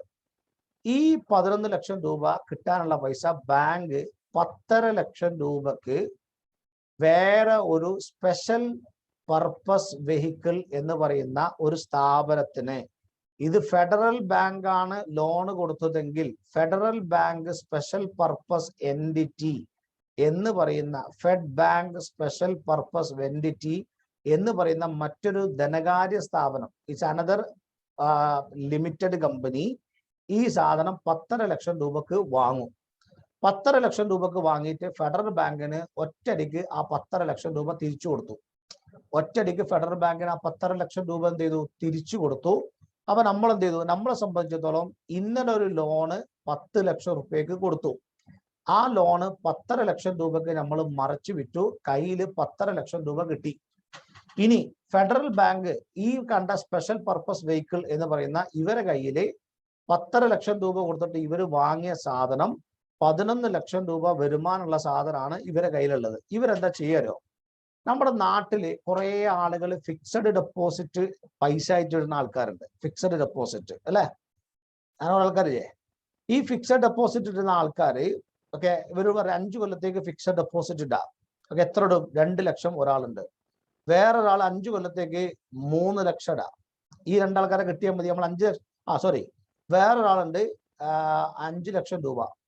ഇങ്ങനെ കുറെ ആൾക്കാരുണ്ട്. ഇവരോട് പറഞ്ഞു നിങ്ങൾ ധൈര്യമായിട്ട് ഇട്ടോളി, ഫിക്സഡ് ഡെപ്പോസിറ്റ് ഇട്ടോളി, ഫിക്സഡ് ഡെപ്പോസിറ്റ് ഇട്ടോളി 5 കൊല്ലം. 5 കൊല്ലം കഴിഞ്ഞാൽ ഇവരുടെ 10 ലക്ഷം രൂപ നമ്മൾ തിരിച്ചു വീട്ടണം. 10 ലക്ഷം രൂപ നമ്മൾ എന്തെങ്കിലും ഈ മൂന്നാളുകൾ, ഇയാളെ 2 ലക്ഷം, ഇയാളെ 3 ലക്ഷം, ഇയാൾ 5 ലക്ഷം, 5 കൊല്ലം കഴിഞ്ഞാൽ ഇവരുടെ 10 ലക്ഷം രൂപ നമ്മൾ എന്ത് ചെയ്യണം? തിരിച്ചു വീട്ടണം. അപ്പൊ 5 കൊല്ലം കഴിഞ്ഞാൽ അവർക്ക് എന്ത് കൊടുക്കണം? 10 ലക്ഷം കൊടുക്കണം, ഇൻട്രസ്റ്റ് കൊടുക്കണം. ഇൻട്രസ്റ്റ് അടക്കട്ടെ. 10 ലക്ഷം രൂപ എന്ത് ചെയ്യാ? ഈ 5 കൊല്ലം ആകുമ്പോഴേക്കും ദേവികന്റെ കയ്യിൽ നിന്നുള്ള പൈസ കിട്ടി നമുക്ക് ഇവിടെ എന്ത് വരും? 11 ലക്ഷം രൂപയായിട്ട് ഇവിടെ വരും അല്ലെ? അപ്പൊ നമ്മൾ എന്ത് ചെയ്യണം? ഇവരുടെ 10 ലക്ഷം രൂപ നമ്മൾ എന്ത് ചെയ്യണം? തിരിച്ചു കൊടുക്കണം. ഈ ഒരു സംഗതി മനസ്സിലായോ? അപ്പൊ കിട്ടാനുള്ള കുറച്ച് പണങ്ങളും കൊടുക്കാനുള്ള കുറച്ച് പണങ്ങളും കൂടി തമ്മിൽ സിങ്ക് ചെയ്യും. ഇതിനാണ് സ്പെഷ്യൽ പർപ്പസ് വെഹിക്കിൾ എന്ന് പറയാ. ഇതിനാണ് asset backed security. Asset backed security എന്ന് പറഞ്ഞാല് ദേവികക്ക് നമ്മളെ 10 ലക്ഷം രൂപ ലോൺ കൊടുത്തപ്പോൾ ദേവിക കുറച്ച് അസറ്റ് അവിടെ വെച്ചിട്ടുണ്ടാവും. ആ അസറ്റിന്റെ ബേസ് ചെയ്തിട്ട് കടം കൊടുക്കുന്ന പരിപാടിക്ക് പറഞ്ഞ പേരാണ് അസറ്റ് ബാക്ക്ഡ് സെക്യൂരിറ്റീസ്. ഈ പറഞ്ഞ സാധനം ക്ലിയർ ആയോ? ഇത് പിന്നെ ഫിക്സഡ് ഇൻകത്തിലെ കുറച്ചൊരു ഇടങ്ങേറ് പിടിച്ചൊരു ടോപ്പിക്കാണ് ഞാനിത് പറഞ്ഞത്. ഞാൻ ഈ സാധനം മനസ്സിലാക്കാൻ വേണ്ടിയിട്ട് 2 ദിവസം കണ്ടിന്യൂസ് ആയിട്ട് വായിച്ചിട്ടാണ് എനിക്ക് മനസ്സിലായത്. ഇപ്പോഴല്ല, CFAക്ക് ക്ലാസ് എടുക്കുന്ന സമയത്ത്, CFAക്ക് കേട്ടോ, അത്രയും ടഫായിട്ടുള്ള ഒരു ടോപ്പിക്കാണത്. എനിക്കറിയില്ല, ഞാനിപ്പോ പറഞ്ഞ എക്സാമ്പിൾ നിങ്ങൾക്ക് മനസ്സിലാക്കണോന്ന് നിങ്ങൾക്ക് അറിയില്ല. Anyone, is it clear? Clear ആണ്? ഹാപ്പി?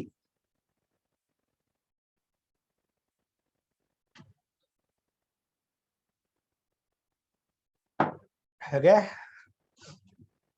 കേട്ടോ. ഇനി ഈ അപ്പൊ അങ്ങനെ സംഭവം മനസ്സിലായല്ലോ, അങ്ങനെ സംഭവം ഉണ്ട് മനസ്സിലായല്ലോ. ഇതിലുണ്ടാകുന്ന കുറച്ച് റിസ്ക് ആണ് asset backed security risk. Okay, write a short note on asset backed security.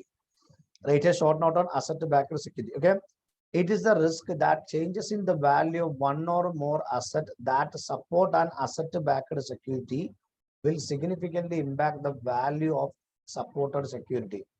ഒരു പക്ഷേ നമ്മൾ 10 ലക്ഷം രൂപക്ക് ജാമ്യം നിന്നിരുന്ന വസ്തുവിന്റെ വില പെട്ടെന്ന് കുറഞ്ഞു കഴിഞ്ഞാൽ അയാൾ ലോൺ ഡിഫോൾട്ട് ചെയ്യാനുള്ള പോസിബിലിറ്റീസ് ഉണ്ട്. അങ്ങനെ എന്തെങ്കിലും വരുന്ന മിസ്റ്റേക്ക് ആവാം. It is a risk that changes in the value of one or more assets that support an asset backed security will significantly impact the value of the supported security. അതാവാം. 2, the kind of risk especially arises in securitization. Securitization എന്ന് പറയുന്ന process ആണ്. നേരത്തെ ഞാൻ കസ്റ്റമായിട്ട് മുറിക്കുന്നതിന് പറഞ്ഞ പേരാണ് securitisation. കേട്ടോ, ഒരാൾക്ക് 2 ലക്ഷം, ഒരാൾക്ക് 3 ലക്ഷം, ഒരാൾക്ക് 5 ലക്ഷം ആയിട്ട് കൊടുത്തില്ലേ? The risk especially arises in securitization transaction whereby cash flow due on asset receivable are pooled together to issue securities, the servicing of which is backed by cash flows on underlying asset. ശ്രദ്ധിക്കേ, നമ്മുടെ കുറച്ച് ആശാന്മാരുണ്ടല്ലോ, നമുക്ക് 2 ലക്ഷം രൂപ കടം തന്ന ആളുണ്ട്, 3 ലക്ഷം രൂപ കടം തന്ന ആളുണ്ട്, 5 ലക്ഷം രൂപ ഫിക്സഡ് ഡെപ്പോസിറ്റ് ചെയ്ത ആൾക്കാരുണ്ട്.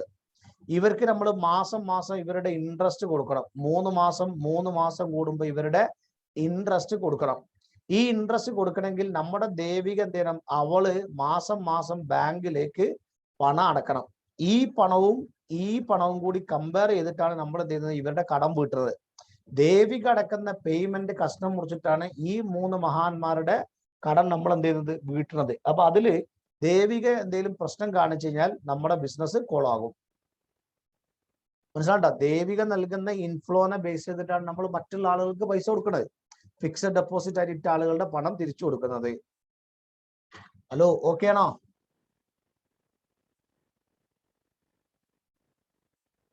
അതാണ് ഈ പറഞ്ഞ പോയിന്റ് കേട്ടോ. ഇതൊക്കെ ശരിക്ക് വായിച്ചാൽ മനസ്സിലാക്കാൻ കുറച്ച് പ്രയാസമുള്ള പോയിന്റ് ആണ്. ഇതിന്റെ റീസൺ ഇതാണ് എന്ന് ക്ലിയർ ആയിട്ട് മനസ്സിലാക്കിക്കോളിട്ടോ.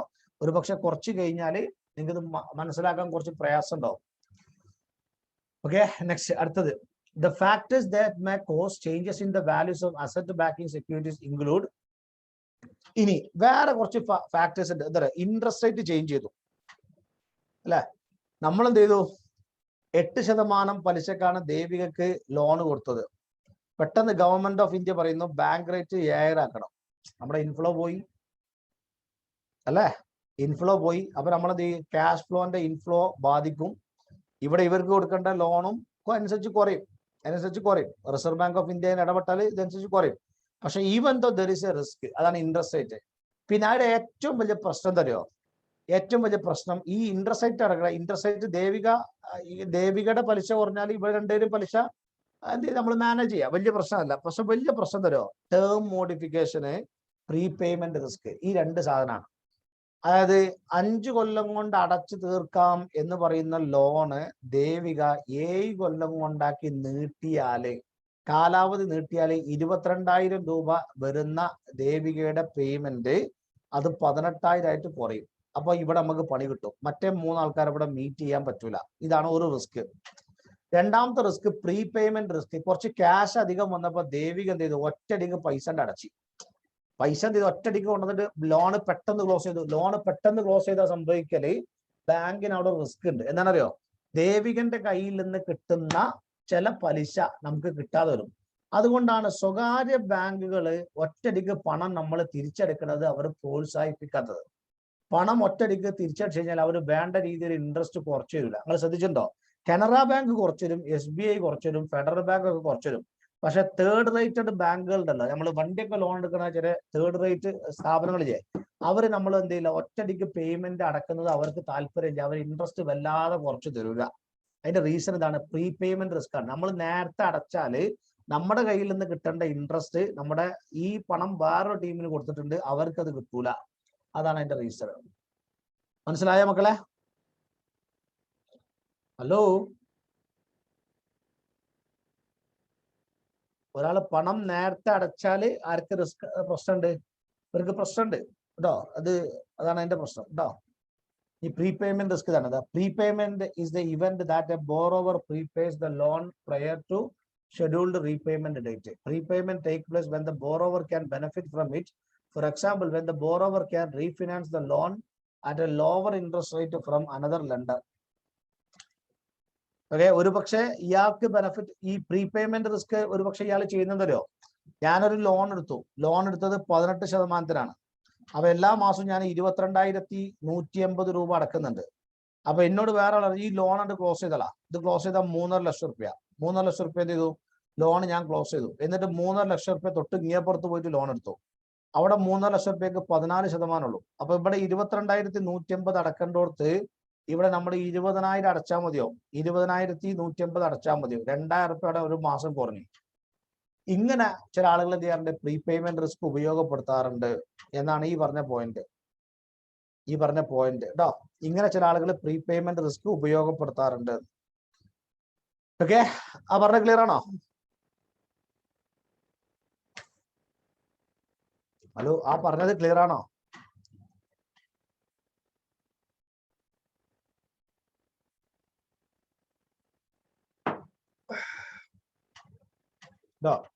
ഇനി അടുത്തത്, prepayment result in loss of future interest collection because the loan is paid back prematurely and can harmful loan backed security, especially for long term securities. ഇതാണ് നേരത്തെ അങ്ങോട്ട് പറഞ്ഞത്.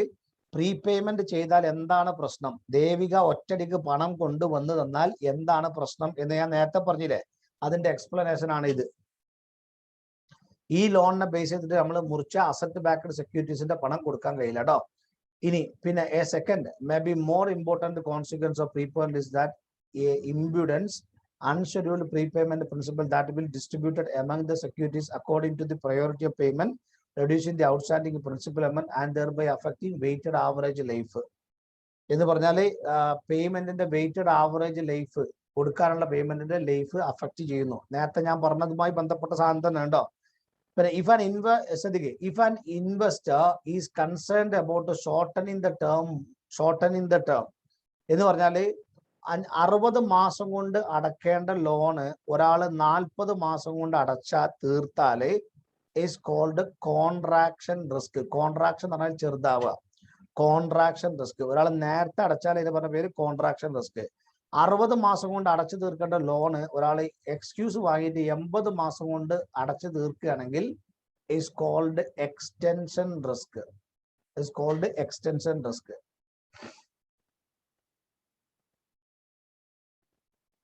Good idea?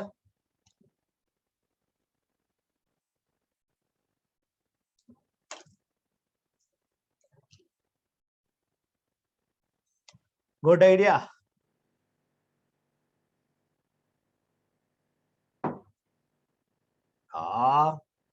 Cool. കഴിഞ്ഞു. ചാപ്റ്റർ കഴിഞ്ഞു. Happy. ഇനി നിങ്ങൾ ചെറിയൊരു effort എടുത്തിട്ട് നിങ്ങളിത് പഠിക്കുമ്പോൾ ഇത് സെറ്റ് ആവും. ചെറിയൊരു എഫോർട്ട് എടുത്താൽ മതി. അത്രേ ഞാൻ പറയുള്ളൂ. ചെറിയൊരു എഫോർട്ട് നിങ്ങൾ എടുക്കുക. 90% കണ്ടന്റ് നിങ്ങൾക്ക്, കണ്ടന്റ് അല്ല 90% അണ്ടർസ്റ്റാൻഡിങ് ക്ലാസ്സിൽ ഇരുന്നപ്പോൾ തന്നെ കിട്ടിയിട്ടുണ്ട്. ഇനി രണ്ടാമതൊന്ന് വായിക്കുമ്പോൾ ഒരു 2 മണിക്കൂർ ഇതിനു വേണ്ടി സ്പെൻഡ് ചെയ്യുമ്പോൾ ഇത് കിട്ടും. ഇതിന്റെ വർക്ക് ബുക്ക് ഒന്ന് നോക്കുക. വർക്ക് ബുക്കിൽ കുറെ ക്വസ്റ്റ്യൻസ് ഉണ്ട്, പെട്ടെന്ന് കിട്ടും. അടുത്ത ക്ലാസ്സിൽ നമുക്ക് കറൻസി എക്സ്ചേഞ്ച് തുടങ്ങാം കേട്ടോ. ഓക്കെ. ക്ലാസ് ചൊവ്വാഴ്ച, വ്യാഴാഴ്ച, ശനിയാഴ്ച ആയിരിക്കും. തീരെ മിക്കവാറും വ്യാഴാഴ്ച കൊണ്ട് തീരാൻ ചാൻസ് ഉണ്ട്, അല്ലെങ്കിൽ എന്തായാലും ശനിയാഴ്ച കൊണ്ട് തീരും. അടുത്ത ആഴ്ച ഇറ്റ് വിൽ ബി ഓവർ. ബാക്കിയുള്ള ദിവസം നിങ്ങൾക്ക് നന്നായിട്ട് പഠിച്ചോളൂ. ഇനി ഏതൊക്കെ സബ്ജക്ട് തീരാൻ ബാക്കിയുണ്ട്? ഒന്ന് SFM അല്ലാതെ വേറെ ഏതാ ബാക്കിയില്ലേ? മാക്സിമം പോയാൽ 3 ക്ലാസ് ലോയും ബാക്കിയുണ്ട് അല്ലെ? ബാക്കിയെല്ലാം ഓവർ. അത് ലോ എന്ന് പറഞ്ഞത്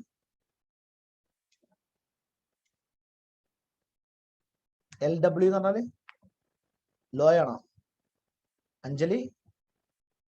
അപ്പൊ ഇന്നലെ നമ്മുടെ ലോ ആരെടുക്കുന്നത്? ബാസിൽ സാറാണോ? ഫഹദ്.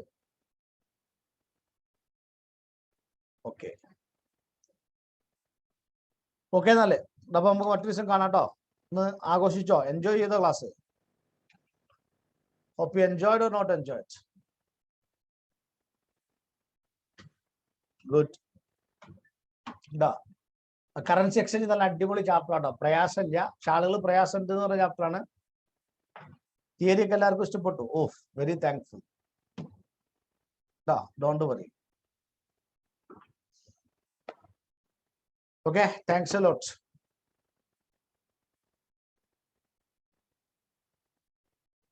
Thanks.